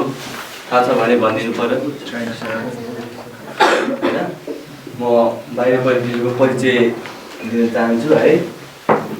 बाहिरी परजीवी भनेको अरूको भरमा बाँच्ने के, अरूको भरमा बाँच्ने परजीवी बाहिरी परजीवी हो। जस्तै पशुको बाहिर शरीरमा रहेर रगत चुस्ने, छालामा टोकेर घाउ पार्ने, विभिन्न थरीका रोग उत्पन्न गर्ने र आफू बाँचेर आफ्नो सन्तान उत्पादन गर्ने परजीवीलाई बाहिरी परजीवी भनिन्छ। बुझ्नुभयो के भने मैले भन्नु त? एकचोटि आफू नबाँचिकन पनि सन्तान उत्पादन गर्ने परजीवीहरू पनि हुन्छ नि त? होइन, यो बाहिरी परजीवी अब आफू नबाँची सन्तान उत्पादन गर्न सक्दैन नि त। त्यस्तै हो। आफू बाँच्न चाहिँ अरूमा भर पर्नु पर्यो। जस्तै यो 5 किसिम प्रकारका छन्: जुम्रा, किर्ना, उपियाँ, लुतो, नाके जुका। यिनीहरू चाहिँ अरूको भरमा बाँच्छन् कि आफूले केही नगरी पशुको शरीरमा बसेर उनीहरूको रगत चुसेर आफ्नो जीवन निर्वाह चलाइरहेका हुन्छन् कि। यसका लक्षणहरू, यो बाहिरी परजीवी देखाउने लक्षणहरू कस्तो के हुन्छ भने पशुको शरीरमा बस्छन् र पशुलाई धेरै चिलाउने, पशुले भित्तामा खुस्रिने, त्यो दराल्ने ओर्ने हुन्छ नि। अब चिलाएको हुन्छ बनाउँदा गर्दा अब पशुलाई यस्तो हुन्छ। अनि जनावर यो बाहिरी परजीवी लागिसकेपछि पशु दुब्लाउँदै जान्छ, दुब्लाउँदै जाने, अनि नखाने, अनि रौँहरू ठाडो हुँदै जान्छ। यस्तै हो है। अनि अर्को छ घाँस पराल पनि कम खान्छ, आँखाको कोषहरू सेतो हुँदै जान्छ, बाहिर परिजीवी धेरै भएपछि अब रगतहरू सबै त्यसैले सोचिसकेको हुन्छ। सोचिसकेपछि आँखाको कोष त त्यत्तिकै नि सेतो हुँदै जान्छ नि, र टोकेको भाग रातो र सुनिएको हुन्छ। उसले टोकिसकेपछि त त्यो टोकेको भाग त त्यत्तिकै नि सुनिन्छ। अब हामीलाई पनि कमिलाले टोक्यो भने सुनिन्छ नि, सुनिन्छ, रातो हुन्छ, दाम हुन्छ, त्यस्तै हो। रगत त नखावा हामीलाई हाम्रो कमिलाले होइन, उसको त्यो रगत सगत सोचेर त्यो सुनिँदै जान्छ। र यसको यो लुतो लाग्दाखेरि चाहिँ यो लुतो पनि छ, लुतोको चाहिँ अलिक फरक खालको छ। अब लुतो लागिसकेको पशुलाई चाहिँ पशुको जिउमा अलिक टाटा बस्छ, टाटाहरू अब सेतो पुस्रो हुँदै जान्छ पशुको शरीर। र यसको उपचार भने चाहिँ ब्रोटोक्स, नास, पोरोन, नियोडिकोल प्रयोग गर्न सकिन्छ भने यसलाई इन्जेक्सन सुईको मार्फतबाट पनि यसको उपचार गर्न सकिन्छ। जस्तै हामीले अस्ति गाईलाई पनि हामीले आफ्नो गाईलाई प्रयोग गरेका थियौँ, आइभरमेक्टिन भन्ने सुई प्रयोग गरेर हामीले जुम्राहरू अब जुम्राको लागि औषधि प्रयोग गरेका थियौँ। र मान्छेले यो लुतोहरूको चाहिँ उपचार, अब लुतो, किर्ना, जुम्रा जेको पनि लुतोको लागि यो मबिल दलेर पनि लुतोको उपचार गर्छन् भने यो जुम्राहरूको चाहिँ अब यो नुन पानी घोलेर पुस्दिने, नुहाइदिने, अनि सुर्ती, घरमा पाइने सुर्तीहरू हुन्छ त्यसलाई भिजाएर ओरेर दलेर पनि त्यो जुम्रा किर्नाको उपचार गर्न सकिन्छ। र यसको रोकथाम चाहिँ अब पशुलाई सधैँ अब स्वस्थ हावा छिर्ने ठाउँको खालको गोठ बनाइदिनु पर्छ। नियमित रूपमा अब पशुलाई नुहाइदिने भने सरसफाइ, गोठको पनि सरसफाइ गरिदिनु पर्यो, नुहाइदिनु पर्यो पशुलाई। अब चारैतिर हावा खेल्ने खालको खोरहरू बनाइदिनु पर्यो, गोठहरू बनाइदिनु पर्यो। अब साँगुरो गोठमा अब धेरै पशुहरू नबाँधिदिने। अब साँगुरो गोठ भयो भने त पशुहरू खाँदिएर बसेको हुन्छ, हावा राम्रोसँग खेल्न पाउँदैन, गुम्सिएर बस्छ। गुम्सिएर बसेपछि हावासँग नदिए चाहिँ त्यहीँ बस्दै पनि जुम्रा किर्नाहरूले धेरै सताउँछ। अब जुम्रा किर्नाहरू धेरै हुन्छ।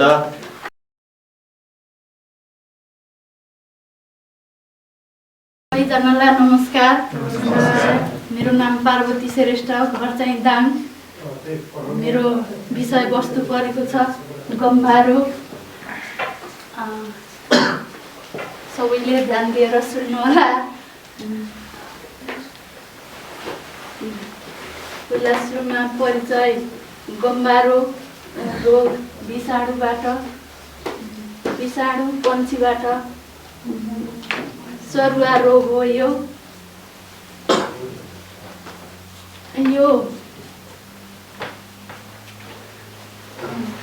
यो रोग लागिसकेपछि 3 देखि 7 हप्ता उमेरको कुखुरामा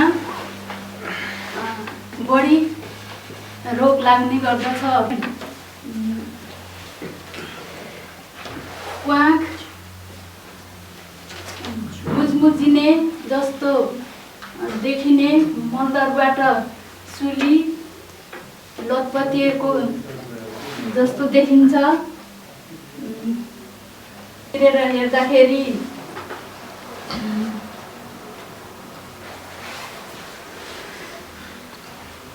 चिरेर हेर्दा पोस्टमार्टम गर्दा वर्षा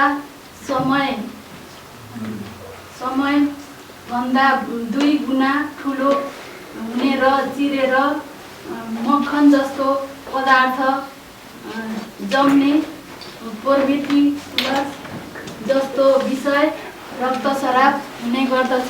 उपचार, यसको प्रभावकारी उपचार छैन, तर निरोगी कुखुरालाई भने हदसम्म बचाउन सकिन्छ। पिकेआरसी पाउडर 5 ग्राम 200 कुखुरालाई पानीमा कम्तीमा 5 दिन दिने। गम्बारो भ्याक्सिन खोप तालिम अनुसार दाना ल्याउने, दाना पानी भाँडा खोर कीटाणु बनाउनु पर्दछ।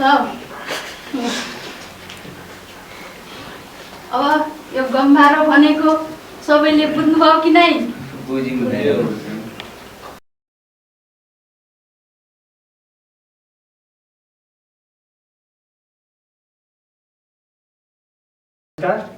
नाम पोलाले आज विषय परेको छ नस्ल सुधार। यो नस्ल सुधार भनेको चाहिँ के अरे स्थानीय पोठीसँग स्थानीय पोठीलाई उन्नत जातको भाले लगाएर क्रस गरेर जन्माएको यो उसलाई नस्ल सुधार भनिन्छ। यसमा चाहिँ यो नस्ल सुधार दुई भाग पर्छ, दुई भागमा बाँडेको छ। एउटा चाहिँ नाता पर्ने बीज प्रजनन, यो नाता पर्ने बिचमा चाहिँ 6 पुस्ताको छ एउटा। यो नजिकको नाता चाहिँ 6 पुस्ता, त्यसपछि अर्को चाहिँ फेरि अलिक टाढाको नाता पनि छ। यो दुई मध्येमा चाहिँ नजिकको नाता पर्ने भनेको चाहिँ आफ्नै एकदम नजिकको नाता भनेको क्लोज ब्रिडिङ हो। यसमा चाहिँ बाबु छोरी होइन, आमा छोरा, एउटै आमा बाबाका छोराछोरीहरू चाहिँ पर्दछ। यस्तै प्रकारले अर्को जुन अलिक टाढाको नातामा चाहिँ जस्तै एउटै दाजुभाइका छोराछोरी, त्यस्तै प्रकारले काका भतिजी काकी भतिज यस्तो साइनहरू परेको चाहिँ यो अलिक टाढाको साइनहरू पर्छ। त्यस्तै प्रकारले यसको चाहिँ अलिकति फाइदा पनि छ।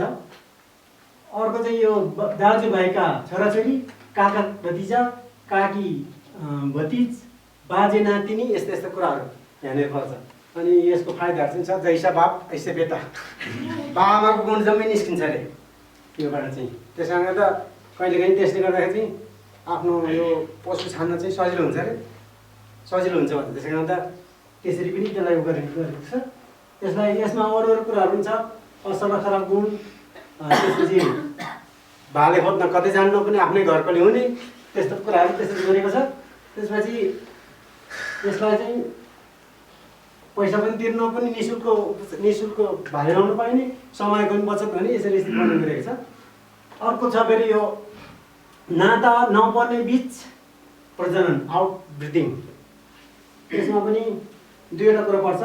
नाता नपर्ने बीच प्रजनन गराउँदा चाहिँ दुईवटा कुरा पर्छ। धेरै ताराको पुस्ता 6 पुस्ताभन्दा बढीकोलाई क्रस गराउने, जस्तै पोखराको बाख्रा, खरी बाख्रा काठमाडौँको खरी बाख्रासँग गरायो भने अलिक नाता पर्दैन भन्ने हो गरिएको छ। अनि त्यस्तै प्रकारले अर्को एउटा छ, त्यसमा आउट क्रसिङमा चाहिँ जस्तै मुर्रा राँगोलाई हाम्रो स्थानीय भैँसीसँग लगाउने। अनि त्यसो गऱ्यो भने चाहिँ अलिकति कलर पनि फरक हुँदो रहेछ। हाम्रो पनि कलर फरक छ। छोरा हेऱ्यो भने म जस्तै, जसले पनि मै भन्छन्, छोरी हेऱ्यो भने अलिकति फरक छ। त्यस्तो प्रकारले भैँसी पनि त्यस्तै हुन्छ। त्यो भैँसी चाहिँ त्यो मुर्रा राँगो चाहिँ कालो कालो हुन्छ, सिङ यस्तो हुन्छ नि, त्यसको पनि बच्चा पनि लगभग त्यस्तै हुन्छ। सिङ पनि अलिअलि मिल्ने, अनि कलर पनि यता हाम्रो लोकल भैँसी सेतो छ भने कलर पनि आधा सेतो आधा आउने हुन्छ। त्यस्तै प्रकारले यो यसरी आउट क्रसिङ गरेर गराएको छ। अनि यसलाई फेरि अर्को भाषामा चाहिँ यो खरी भयो। खरी बाख्रालाई उतापट्टि जाउन पारी लाउन बोका लगाएपछि ख अनि यता पारीभित्र राख्दाखेरि खपारी हुँदो रहेछ। यसरी यो गरिएको छ। यसको फाइदा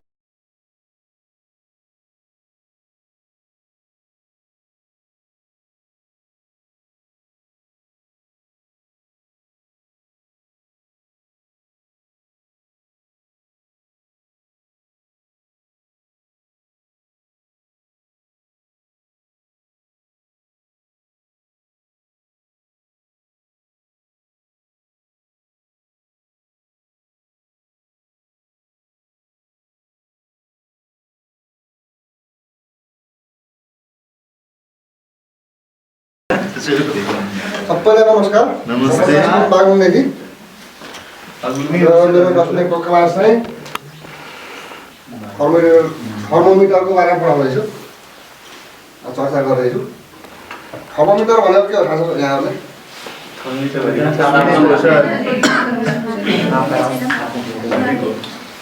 भनेको पशु वा मानिसको तापक्रम नाप्ने यन्त्र हो है। यो दुई किसिमको हुन्छ, एउटा क्लिनिकल अनि अर्को चाहिँ के भन्छ डिजिटल।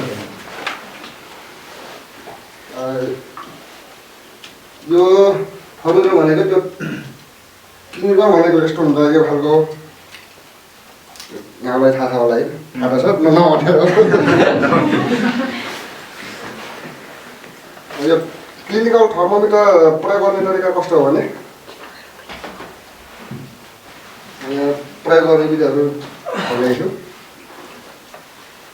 यो थर्मोमिटर यो पारो भयो, यो क्लिनिकल थर्मोमिटर हो, यो पारो यहाँको हुन्छ। जहिले पनि थर्मोमिटर समाउँदा अङ्क भएको ठाउँमा समाउने, यो जुन अङ्क भएको ठाउँमा यो पारोमा समाउने। अनि पारोलाई शून्यमा जाने भनेको जुन अङ्क हुन्छ नि यहाँ, त्यो अन्तिमको अङ्कभन्दा तल जानुपर्छ है, यो पारोलाई बिचमा रहेको पारोलाई। अनि पारो चिप्लो बनाउने भन्नाले तेलहरू लगाएर अथवा नभएको साथ ठोक लगाएर पनि चिप्लो बनाउन सकिन्छ। अनि अर्को मोल्डरमा 60 डिग्रीको कोण बनाएर राख्ने पशुहरूको मोल्डरमा है। हामीले पशुको कुरा राख्न मैले, त्यही भएर पशुको मोल्डरमा 60 डिग्रीको कोण बनाएर राख्ने। कति राख्ने र भन्दा यो पुरै थर्मोमिटरको 3 भागको 2 भाग है, 3 भागको 2 भाग राख्ने। 2 मिनटसम्म राख्नुपर्छ। अनि थर्मोमिटर निकालेर कपासले सफा गरेर हेर्दै राख्नु। यति नै हो। तपाईँहरूलाई थर्मोमिटर हेर्न सिकाउनु पऱ्यो भने जान्नु पऱ्यो नि होइन। आउँछ हजुरलाई थर्मोमिटर हेर्न आउँछ? ल हेरेर देखाइदिनुहोस् त।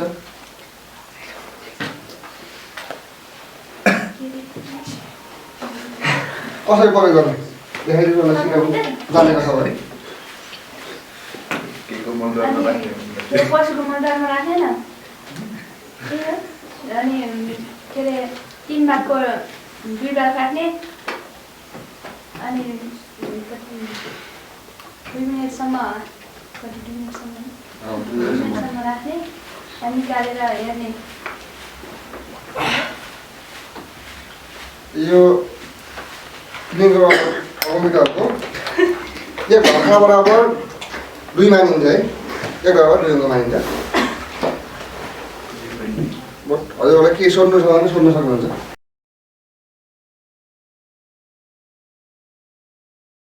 सबैजनालाई मेरो नमस्कार। मेरो नाम पुरुषोत्तम पौडेल हो, मेरो घर गोर्खा हो। आज मेरो शिक्षण सिकाइ क्रियाकलाप खोरेज के हो थाहा छ हजुरहरूलाई? खोरेज भनेको थाहा छैन?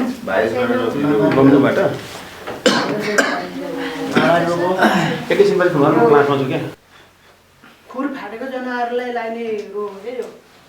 खुर फाटेको जस्तो गाई, भैँसी, भेडा, बाख्राहरूलाई लाग्ने रोग हो यो। यो रोग खोरेज रोग हो। कस्तो लक्षणहरू देखा पर्छ? मुखबाट रेल छाड्ने, मुखमा फिक्का हो,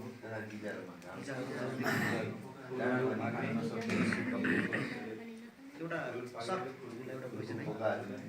यो खुर फाट्नेमा मात्र लाग्ने भन्नुभयो होइन? प्रायः खुर नफाट्नेमा के कारणले होला नलाग्ने? खुर फाट्ने यो खोरेज नामै खोरेज खुर फाट्नेमा मात्रै लाग्ने, खुर नफाट्नेमा लाग्दैन क्या। त्यसरी बुझ्नु। चुहाउने जस्तो रियालहरू भन्नाले त्यो अर्को तरुल पर्दा मुखबाट झरेपछि एकचोटि जमिनसँग आइपुग्नु क्या। अनि त्यसपछि आएर अर्को खुर फाटेको, त्यो फाटेको खुर फाटेको हुन्छ नि त, फाटेको जनावरमा भनेको छु मैले। त्यो जनावर बिचमा फोकाहरू है बिस्तारै घाउमा परिणत भयो। अनि त्यो घाउ हुन्छ क्या, त्यो त्यसमा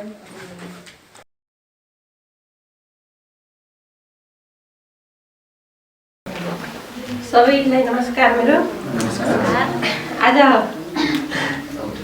हजुरहरूको सामुन्ने प्रशिक्षकको रूपमा म अगाडि आएकी छु। अनि आज म मेरो विषयमा पढेको भएर मेरो परिचय गर्छु है। मेरो नाम राधा पौडेल र आज मेरो विषय परेको छ पशु उपचारमा हुने सामग्री र प्रयोग। पशु उपचारमा कुन कुन सामग्री प्रयोग गर्ने त? बोडियो क्यास्टर एउटा पर्यो। यो बोडियो क्यास्टरले के काम गर्छ त? यसले बहर बोका थुमाहरूलाई खसी पार्नको लागि यो बोडियो क्यास्टरको प्रयोग गरिन्छ। माइक्रोस्कोप, यो माइक्रोस्कोपले के काम गर्ने त? यसले गोबर परीक्षण, रगत परीक्षण, दिशा पिसाब रगत भनेपछि एउटै पर्दछ। यो परीक्षण गर्नको लागि हामी माइक्रोस्कोपको प्रयोग गर्दछौँ। अनि टोकर एन्ड क्यानोला, टोकर एन्ड क्यानोलाको काम के? यसले कुनै पनि पशुको पेट फुलेको अवस्थामा रुमेनमा खोपेर हावा निकाल्ने काम टोकर एन्ड क्यानोलाले गर्दछ। अनि थर्मोमिटर, यो थर्मोमिटरको काम के? कुनै पनि पशुको तापक्रम नाप्नको लागि हामी थर्मोमिटरको प्रयोग गर्दछौँ।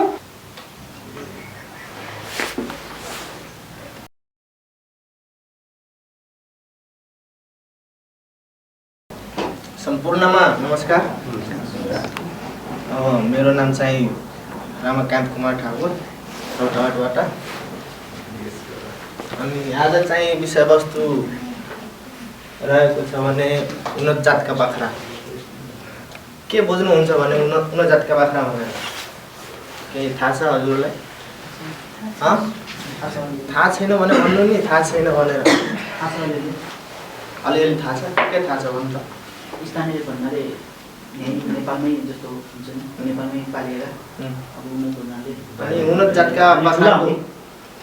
जातका बाख्रालाई अरू के नाम भनिन्छ चिनेर? होइन, विदेशी बाख्रा पनि भन्छन् यसलाई। विदेशी बाख्रा भन्ने बित्तिकै विदेशबाट ल्याएको होइन, विदेशबाट भित्र आएको, एक देशबाट अर्को देशमा त्यो ल्याएको बाख्रालाई हामी के भन्छौँ भने उन्नत जातका बाख्रा भन्छौँ होइन। त्यसका प्रकारहरूमध्ये हामी केही पढ्छौँ आज। त्यसमा छ भने जमुनापारी बाख्रा। जमुनापारी बाख्रा भन्नाले भारतबाट भित्रिआएको बाख्रा हो, जसको कुनै निश्चित रङ हुँदैन होइन। अनि त्यसको शारीरिक तौल चाहिँ 45 केजीको हुन्छ। अनि चाहिँ यो बाख्रालाई चाहिँ कसरी हामी चिन्न सक्छौँ भने यसको लामा लामा के हुन्छ भने खुट्टा हुन्छ होइन, लामो कान हुन्छ, उठेको नाक हुन्छ होइन। यसरी चाहिँ यो बाख्रालाई हामी चिन्न सकिन्छौँ। विशेषता यो, उसको शारीरिक विशेषता यो। अनि जमुनापारी बाख्रा चाहिँ विशेष गरेर नेपालको तराईमा अनि मध्य पहाडी क्षेत्रमा बढी मात्रामा चाहिँ यो पालिएको पाइन्छ।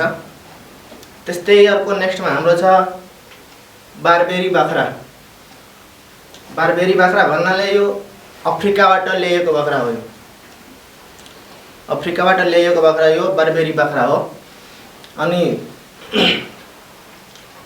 यो चाहिँ यसको चिन्न सकिने चाहिँ विशेषता भनेको सेतो र टाटेपाटे रङ हुन्छ बारबेरी बाख्राको। यसको चाहिँ शारीरिक तौल 27 केजीको हुन्छ। यो चाहिँ नेपालको तराई र मध्य पहाडी क्षेत्रमा भन्नाले 1500 मिटरसम्मको उचाइमा पालिएको पाइन्छ। त्यस्तै नेक्स्टमा छ हाम्रो बोयर बाख्रा। बोयर बाख्रा भन्नाले के को लागि पालिन्छ रे बोयर बाख्रा? मासु उत्पादनको लागि होइन। मासु उत्पादनको लागि चाहिँ बोयर बाख्रालाई हामी पाल्ने गर्दछौँ होइन। त्यो भनेको दक्षिण अफ्रिकाबाट भित्राएको बाख्रा हो बोयर बाख्रा। यसको चाहिँ सरदर वयस्क बोकाको तौल 110 देखि 135 केजीको हुन्छ भने बाख्रीको तौल 90 देखि 100 केजीको हुन्छ। अनि यो बाख्रा चाहिँ 2 वर्षमा कति रे 3 पटक ब्याउने हुन्छ। कुन बाख्रा ब्याउने हुन्छ 2 वर्षमा 3 पटक रे? बोयर बाख्रा। ख्याल गर्नु होला है। त्यस्तै चाहिँ हाम्रो नेक्स्टमा सानमन्ना बाख्रा, यसलाई हामी के को लागि पालिन्छौँ रे? दुधको लागि विश्व प्रसिद्ध मान्ने यो बाख्रा हो, जुन चाहिँ स्विजरल्यान्डबाट प्रसारित भएको बाख्रा हो यो। यसले चाहिँ सरदर दैनिक दुध चाहिँ कति लिटर दिन्छ रे? 3 देखि 5 लिटर दुध दिन्छ। कुन बाख्राले दिन्छ? सानमन्ना बाख्राले दिन्छ। अब दुध दिनु भयो भने यसमा चिलो पदार्थ कति हुने भयो रे? 3.55% जति चिलो पदार्थ हुन्छ यसमा। यो बाख्रा चाहिँ सानमन्ना बाख्रा चाहिँ चिसो ठाउँमा पाल्ने भएकोले यसको उपयुक्त त्यो भनेको हिमाली हो। हिमाली भेगमा बढी पालिन्छ यो बाख्रा।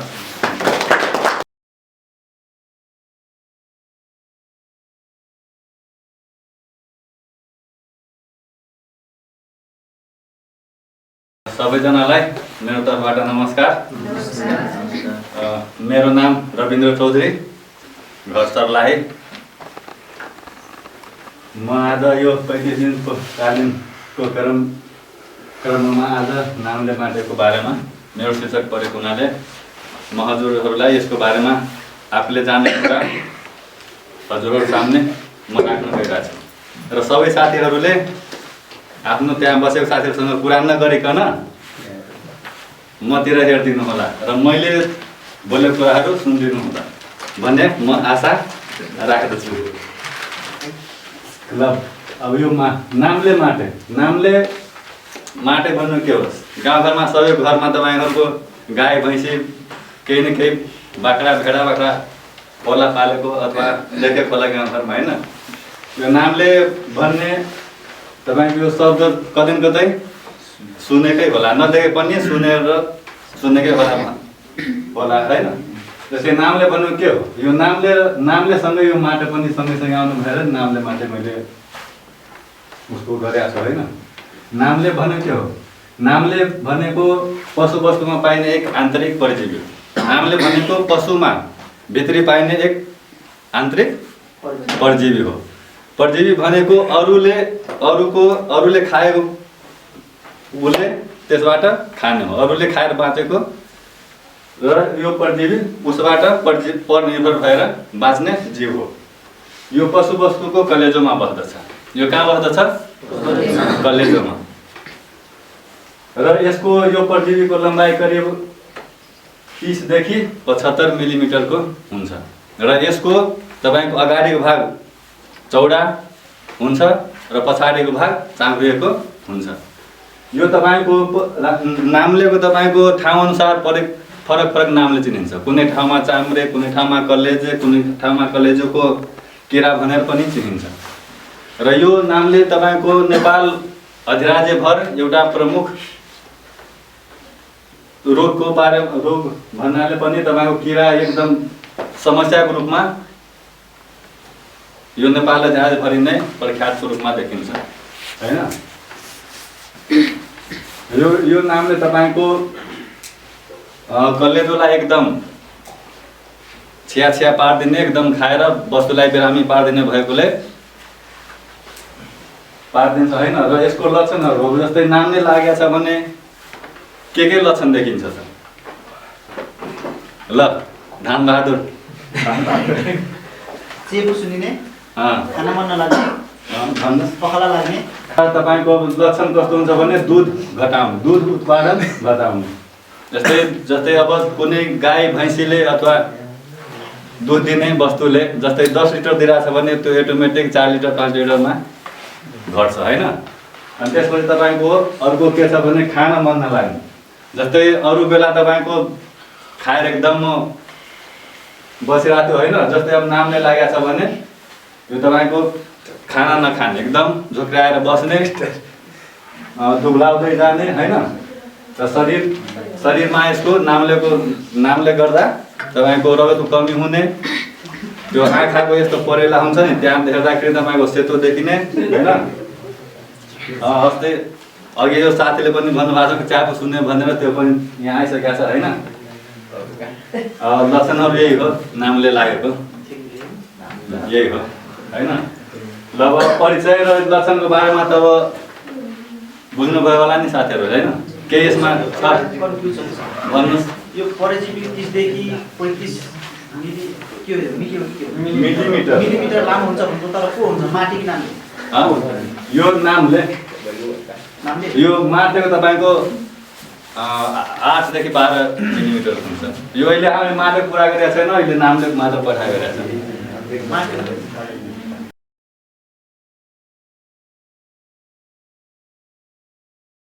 हस् त सम्पूर्णलाई नमस्ते म रेशम पुन बर्दियादेखि आज यहाँहरू समक्ष चाहिँ मैले चाहिँ उन्नत जातको गाईहरू विषयमा चाहिँ यो प्रशिक्षणको लागि प्रस्तुत गर्न गइरहेको छु यहाँहरूलाई चाहिँ आफूले जानेको कुराहरू चाहिँ भन्न गइरहेको छु सो उन्नत जातका गाईहरू छ अब हजुरहरूलाई यो उन्नत जातको गाईहरू विषयमा पढाउनुभन्दा अगाडि यो उन्नत जातको गाई के हो भन्ने विषयमा चाहिँ प्रश्न गर्न चाहन्छु यहाँहरूलाई थाहा छ जस्तो यहाँ उन्नत जातको गाईहरू भनिरहँदा शब्दले पनि व्याख्या गरिरहेको हुन्छ कि परिभाषा दिइरहेको हुन्छ जस्तो कि यहाँ उन्नत छ भने उन्नत भन्ने बित्तिकै हजुरले के बुझ्नुहुन्छ धेरै उत्पादन दिने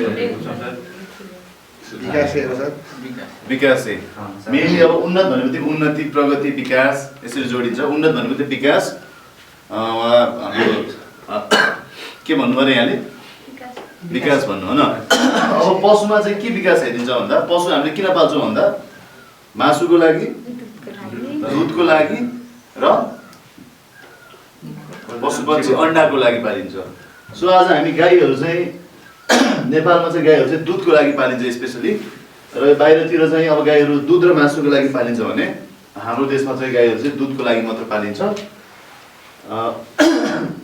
र हामी केही उन्नत जातका गाईहरूको बारेमा चाहिँ यहाँ चर्चा गर्दैछौँ तिनीहरू हुन् यहाँ 1 2 3 4 5 वटा उन्नत जातको गाईको बारेमा चाहिँ हामी चाहिँ तपाईहरुलाई चाहिँ जानकारी दिँदैछौँ र यसलाई सम्झिनलाई मैले चाहिँ एउटा सूत्र बनाएको छु जय हो आब्रासा भन्ने के हो रे जय हो आब्रासा यो चाहिँ एउटा मिलाएको मात्र हो यो एको चाहिँ कुनै अर्थ हुँदैन ज हो आब्रासा हो यसलाई मिलाउन चाहिँ जय हो आब्रासा बनाएँ मैले तपाईहरु जान्न सक्नु जबाट के आउँछ भन्नु त जर्सी यसलाई छोड्नु होबाट आबाट ब्राबाट अनि साबाट हो साइवाल यसरी चाहिँ हामीले चाहिँ उन्नत जातको गाईहरू चाहिँ तपाईहरुले सम्झिन सक्नुहुन्छ र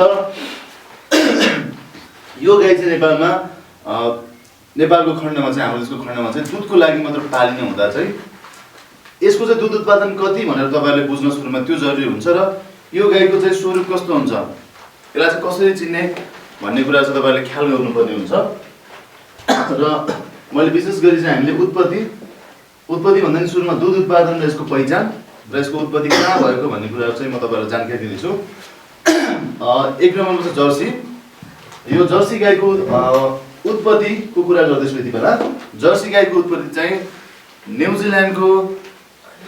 इङ्ल्यान्डको जर्सी भन्ने ठाउँमा चाहिँ यसको चाहिँ उत्पत्ति भएको हुनाले यसको नाम चाहिँ जर्सी रहन गएको हो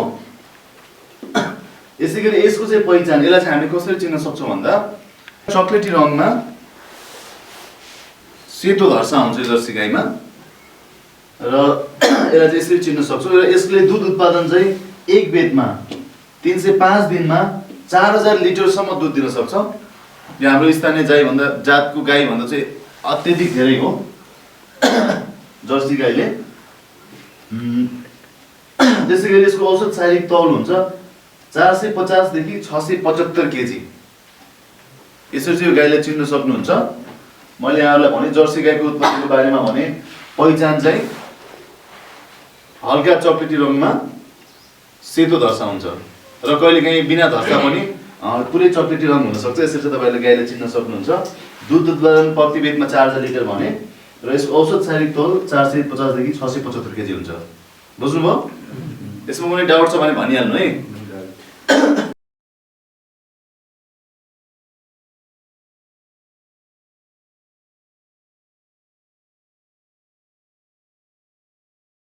तपाईहरुले मलाई गाई देख्नु भएको छ अहिलेसम्म नाम त सुन्नु भएको होला नि गीत गाउँ एउटा गायककार छ नि म चाहिँ गायककार भए तर म चाहिँ भैँसीकार भए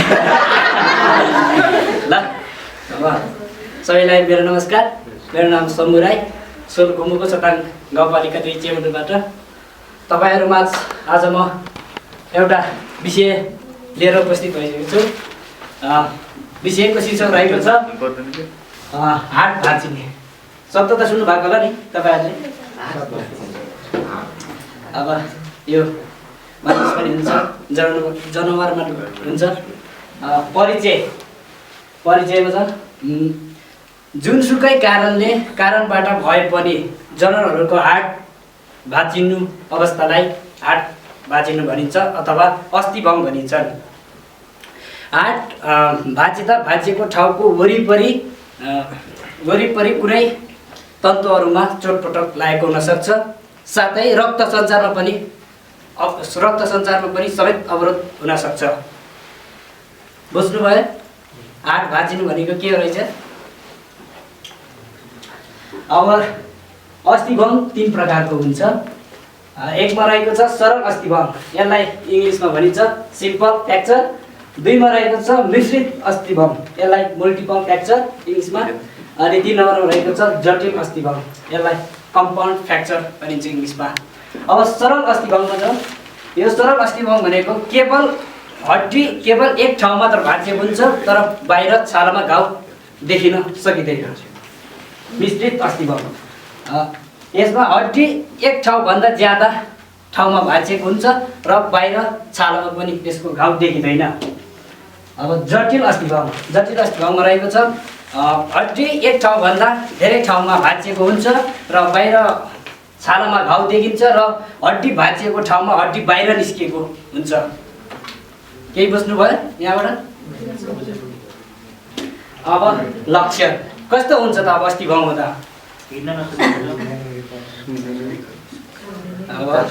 लक्षणमा जाऊ। 1 नम्बरमा रहेको छ त्यो हड्डी भाँचिएको बनावट बिग्रिने, हड्डी भाँचिएको ठाउँमा बनावट बिग्रिने, अनि हड्डी भाँचिएको ठाउँमा सुनिने, अनि हड्डी भाँचिएको ठाउँमा हातले छाम्दा कर्कट आवाज आउँछ। त्यस्तै लक्षणहरू भयो। लक्षणहरू के रहेछ? हड्डी भाँचिएको ठाउँमा कर्कट आवाज आउँछ,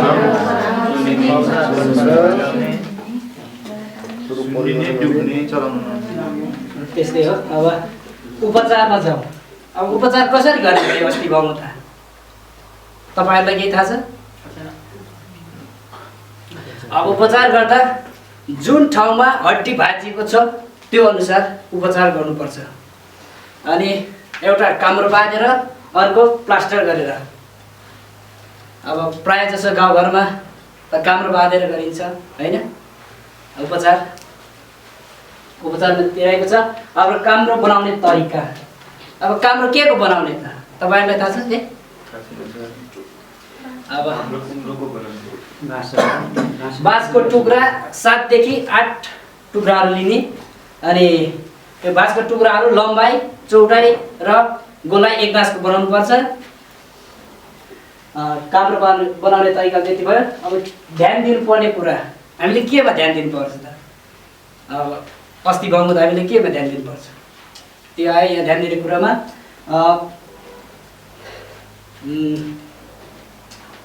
ध्यान दिनुपर्ने कुरामा रहेको छ सानो पशुलाई 1 महिना र ठुलो पशुलाई करिब 2 महिना बाँध्नुपर्छ काम्रो।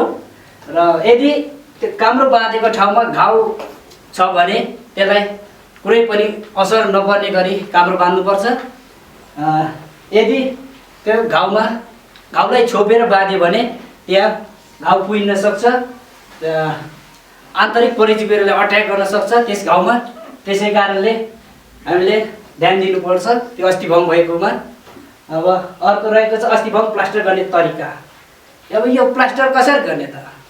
जनावरहरूको प्रायः जसो खुट्टाहरूमा हुँदाखेरि प्लास्टर गर्न एकदम सजिलो हुन्छ। जुनसुकै जनावरको खुट्टामा अस्थिभङ्ग हुँदा प्लास्टर गर्नेमा रहेको छ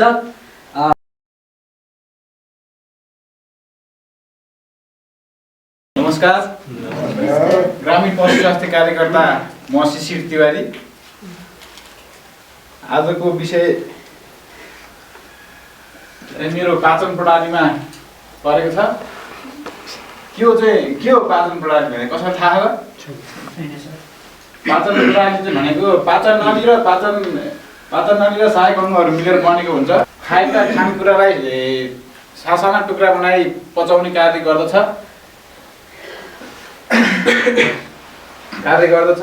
र पचाएका खाद्य तत्त्वलाई सोच्ने अनि नपचाएका विकार वस्तुहरूलाई शरीरबाट बाहिर फाल्ने काम पाचन प्रणालीले गर्दछ भने पाचन प्रणालीका अङ्गहरू दुई प्रकारका छन्, पाचन नली र सहायक नली। पाचन नली भनेको के बुझ्नु तपाईँहरू? मुख, जिब्रो, फ्यारिक्स, पेट, सानो आन्द्रा, ठुलो आन्द्रा पर्छन्। अब उग्राउने जनावरको पाचन प्रणाली, उग्राउने जनावर भनेर चिन्नुहुन्छ तपाईँहरूले? बोल्नु नै हुन्न तपाईँहरू? के हो त? भेडा बाख्रा चाहिँ उग्राउने पशुमा पर्दछन् भने कुकुर पर्दैन। त्यसको चाहिँ एउटा मात्रै पेट हुन्छ। उग्राउने पशुको 4वटा पेट हुन्छ। यस अन्तर्गत उग्राउने पशुको गाडमा गएर खानेकुराहरू जम्मा हुन्छ। प्रोभेन्टिकुलस यसको वास्तविक पेट हो कुखुराको। अनि मलद्वारभन्दा अगाडिको भागलाई कोल्का भनिन्छ।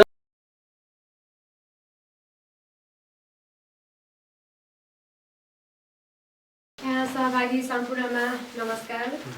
मेरो नाम सुशीला तामाङ। आज हामी छलफल गर्नेछौँ कि सीमाविहीन रोगहरूको जानकारीबारे हामी आज छलफल गर्नेछौँ। के हो त सीमाविहीन रोगहरू? हजुरहरूलाई थाहा छ? सीमाविहीन पशु रोगहरूबारे जानकारी छलफल गर्दैछौँ आज हामी, होइन? यो सीमाविहीन पशु रोगहरू चाहिँ कस्ता रोगहरू चाहिँ हामी सीमाविहीन पशु रोगहरू भनेर चिन्छौँ त? थाहा छ केही? सीमाविहीन पशु रोगहरू भनेको चाहिँ पशु पक्षीमा अति सङ्क्रामक राष्ट्रिय तथा अन्तर्राष्ट्रिय स्तरमा व्यापार, परिचालन र अन्य सिलसिलामा जीवित पशु पक्षीको आवाजात तथा अन्य पशुजन्य पदार्थको ओसार पसार चाँडो फैलन सक्ने र यसले चाहिँ ठुलो आर्थिक क्षति पुर्याउने महामारीजन्य रोगहरूको समूहलाई चाहिँ हामी सीमाविहीन पशु रोग भनेर चिन्छौँ। यसलाई इङ्ग्लिसमा ट्रान्सबाउन्ड्री एनिमल डिजिज छोटकरीमा TADS पनि भनेर चिन्छौँ, होइन?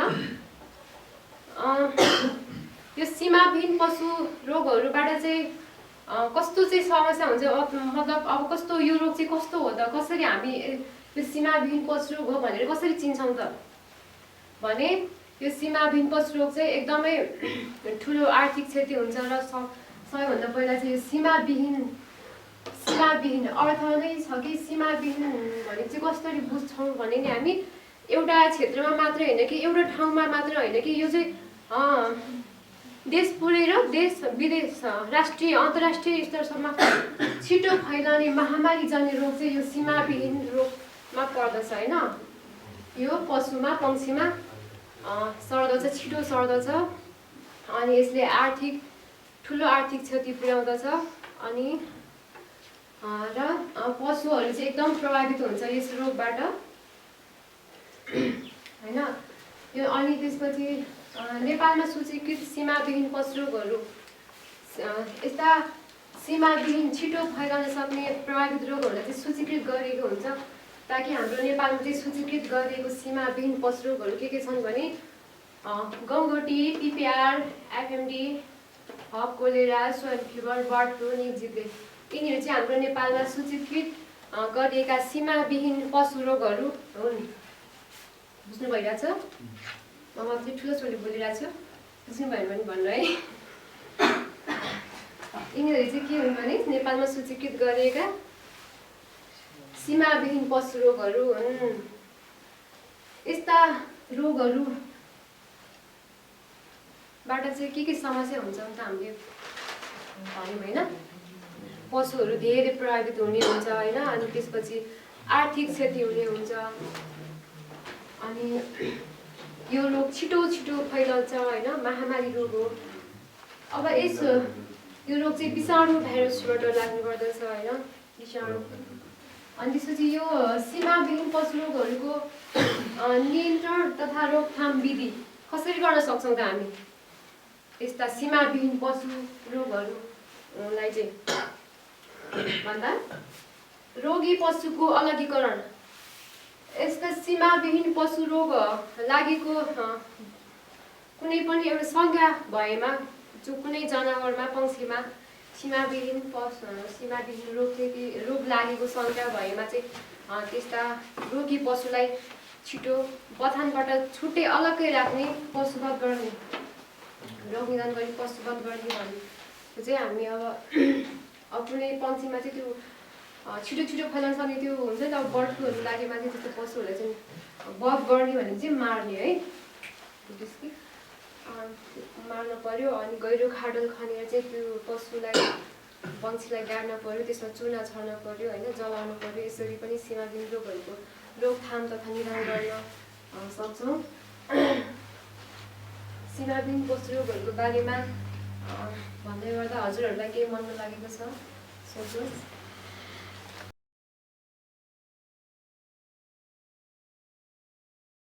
नमस्कार म तुलसी रावत घर सल्यान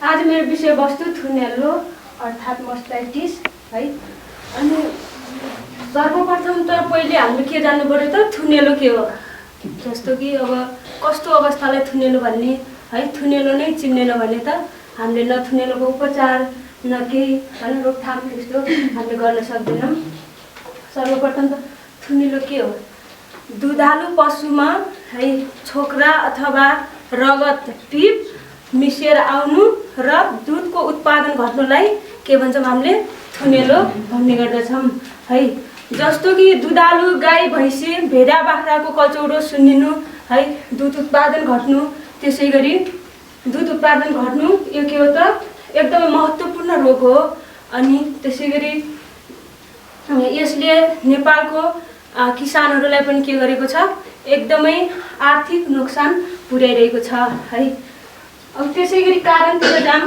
यो के कारणले लाग्छ त है यो विभिन्न यो भन्नाले है थुनेलो विभिन्न कारणहरूबाट लाग्ने गर्दछ विशेष गरी जीवाणु र कहिलेकाहीँ भनेको यस्तै फाटफुट है त्यस्तो बेलामा ढुसीबाट पनि के गर्छ लाग्न सक्दछ है अनि विशेष गरी यो जो छ नि जीवाणु त्यो फोहोरमा बस्न एकदमै रुचाउँछ क्या है जस्तो कि अब गाई गोठ फोहोर भयो भने है त्यो फोहोरमा गाईबस्तु हामीले बसाल्यौँ भने जो थुनबाट दुध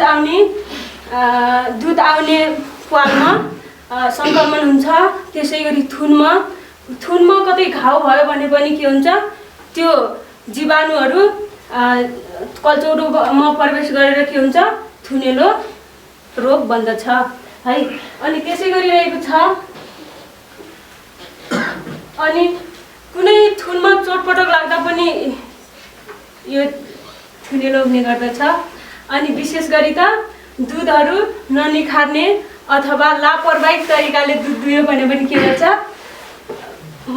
थुनेलो रोग हुन्छ है अनि त्यसै गरी अर्को कारण पछाडि प्रकारमा जाउँ यो विशेष गरी दुई प्रकारको हुन्छ है एउटा आँखाले देख्न सकिने अर्को आँखाले देख्न नसकिने आँखाले देख्न सकिने भनेको त तपाईँहरूलाई थाहा छ होइन थुनेलो त तपाईँहरूले कति हो कति पढ्नु भएको तपाईँहरूको अब घरमा पनि थुनेलो भएको होला है यति हो कि हामीले के हो अब थुनेलो भएकोलाई हामीले चिन्न सकेका छैनौँ अब चिन्न सक्छौँ नि होइन पढेपछि एउटा के छ आँखाले देख्न सकिने थुनेलो आँखाले देख्न सकिने थुनेलो भनेको के हो भने हामीले कचौडो छाम्दाखेरि पत्ता लगाउन सकिन्छ है आँखाले देख्न नसक्ने थुनेलो भनेको यसले कुनै स्पष्ट लक्षणै देखाउँदैन क्या है जस्तो कि दुध उत्पादन घट्छ अनि त्यसै गरी यो कस्तो हुन्छ भने उमाल्दाखेरि दुध फाट्ने र दुधको स्वादमा परिवर्तन हुन्छ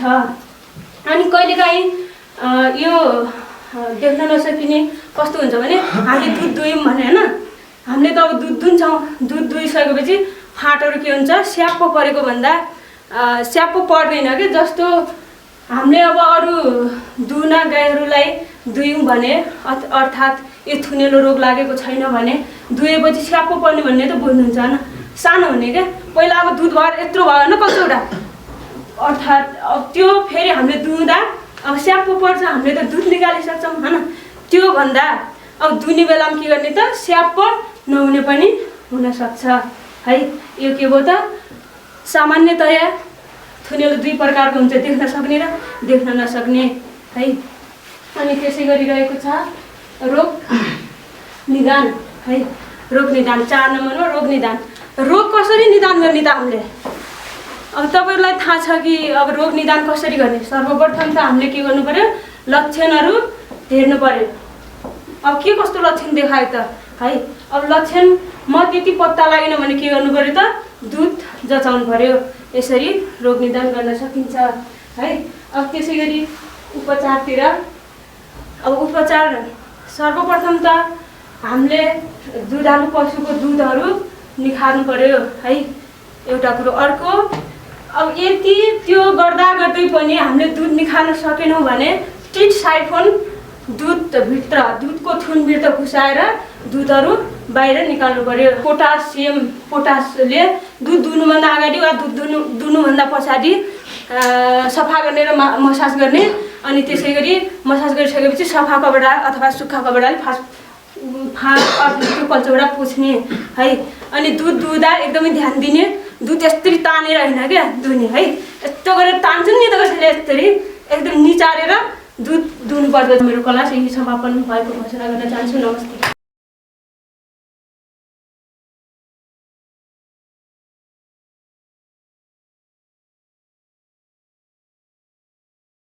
सबैजनालाई नमस्कार। मेरो नाम हेमलाल पन्यानी, म गुल्मीदेखि। विभिन्न अब कारणका प्रजातिहरू छन्, जसमध्ये नम्बर 1 मा हाइली प्याथोजिक एभियन इन्फ्लुएन्जा अति सङ्क्रामक भनेको यो खास गरी मानिसमा बढी होइन लाग्ने गर्दछ। अनि दोस्रो छ लो प्याथोजिक एभियन इन्फ्लुएन्जा भनेको कम सङ्क्रामक, यो चराचुरुङ्गी होइन पशु पक्षी लाग्ने गर्दछ। यो रोगको सर्ने मात्रै मानेको जङ्गली पशु पक्षी, अब दूषित पानी, हावा, खोरमा काम गर्दा होइन, अनि काँचो मासु अब खाँदा काट्दा होइन, कुखुरालाई काटिसकेपछि आफूले रौँ हाल्दा यो सर्ने गर्दछ। गुणवानी यसको सर्ने माध्यम। अनि अर्को रहेको छ यसको लक्षण के हुन सक्छन् त, यो 81 आउँछ है। 81 लगाइसकेपछि धेरै सङ्ख्यामा मर्ने, अनि टाउको सुन्निने, अनि ओठबाट बाक्लो र्याल सुहाउने, अनि दाना पानी राम्रोसँग नखाने, अनि पानी पनि नपिउने जस्ता यसका लक्षणहरू हुन्छ। यसको खास गरी रक्तस्रावमा पनि होइन, खुन जम्ने माथि त खुट्टाको माथितिर, यही हो लक्षण। अनि यसको रोकथाम कसरी गर्न सकिन्छ त, हजुरहरूलाई केही थाहा छ कि? यसको रोकथाम घरको वरिपरि चराचुरुङ्गीहरू आउन नदिने, सफा गर्ने, बाहिरी मान्छेहरूलाई पनि प्रवेश गर्न नदिने। यदि अब आइहाल्नु भयो भने उनलाई जैविक सुरक्षा जस्तै ह्यान्ड ग्लोभ, बुट, कपडा इत्यादि लगाएर भित्र प्रवेश गर्ने। अनि अरू यसको उपचार त खासै छैन, तैपनि एन्टिबायोटिक औषधिहरू प्रयोग गर्न सकिन्छ। त्यही नै हो। अनि हजुरलाई मेरो विषयवस्तु यही हो होइन। अनि हजुरलाई मेरो केही कमजोरी हजुरले नबुझेको छ भने यसो भनिदिनु, जाने कुरा भनिदिनु। नजाने कुरा त हजुरले पहिलेदेखि पढिराख्नु भएको छ, सबैले पढाउनु भएको छ।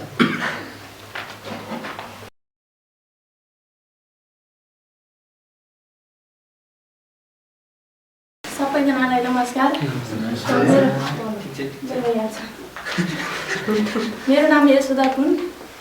हजुरहरूलाई सानो एउटा विषयवस्तु लिएर आएको छु ल भाइ। परिचय चाहिँ अहिले पछि गर्दै गरौँ न। मेरो गाउँकै दिदीबहिनी हुनुहुँदैछ है। ल मेरो विषयवस्तु रहेको छ शीताङ्को ज्वरो, मिल्क फिभर भन्छ है इङ्ग्लिसमा। कसैलाई हजुरहरूलाई थाहा छ शीताङ्को ज्वरो भनेको के हो? छैन है? ल धन्यवाद। शीताङ्को ज्वरो भनेको पोती पशुलाई देखिन्छ प्रायः जसो होइन। पोती पशु दुधालु पशुलाई क्याल्सियमको कमीले गर्दा लाग्ने रोग हो। यो चाहिँ ब्याएको 48 घन्टादेखि 72 घन्टासम्म यो पोथी पशुलाई देखा पर्दछ।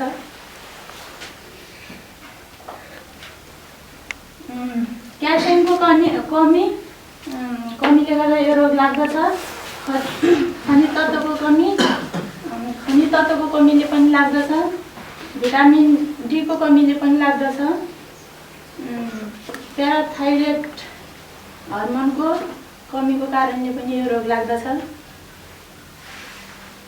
यसको लक्षणहरू भन्नुपर्दा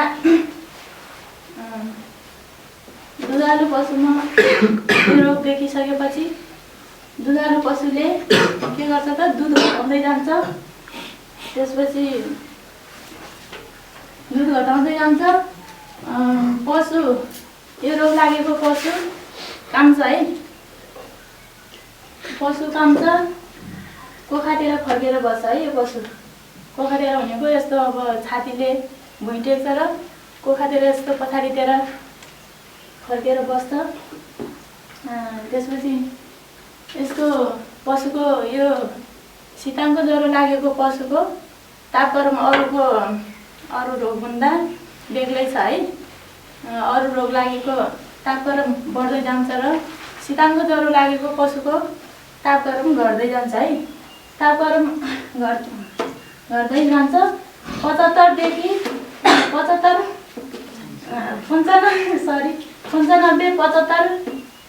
डिग्री फरेनहाइटमा यसको तापक्रम घट्छ है पशुको। अरू जस्तो अरू रोग लागेको पशुको तापक्रम ज्वरो पनि बढ्दै गएको हुन्छ। यसको घट्दै जान्छ है। अन्तिम अवस्थामा पुगेपछि यो पशु के हुन्छ? मर्छ। औषधि उपचार राम्रोसँग भएन भने अन्तिम अवस्थामा पुगेपछि यो पशु मर्न पनि सक्छ है। यसको उपचार भन्नुपर्दा क्याल्सियम, म्याग्नेसियम, ब्रोपोलोनेट यो के भन्छ यसलाई सलाम पानी पनि भन्छ। सलाम पानी गाउँघरतिर हजुरहरूले सलाम पानी भनेर बुझ्नुहुन्छ है। क्याल्सियम, म्याग्नेसियम, ब्रोपोलोनेट 300 देखि 450 ml नसाबाट दिइन्छ है। सलाम पानी के गर्छ त नसामा यसरी आइभी सेट नसामा लगाएर नसाबाटै शरीरभित्र पशुको शरीरभित्र पुगाउँछ। खानाहरू पोसिलो खानाहरू गाईलाई दिनु पर्यो, गाई बेसीलाई। यो घाँसपात गेडागुडी होइन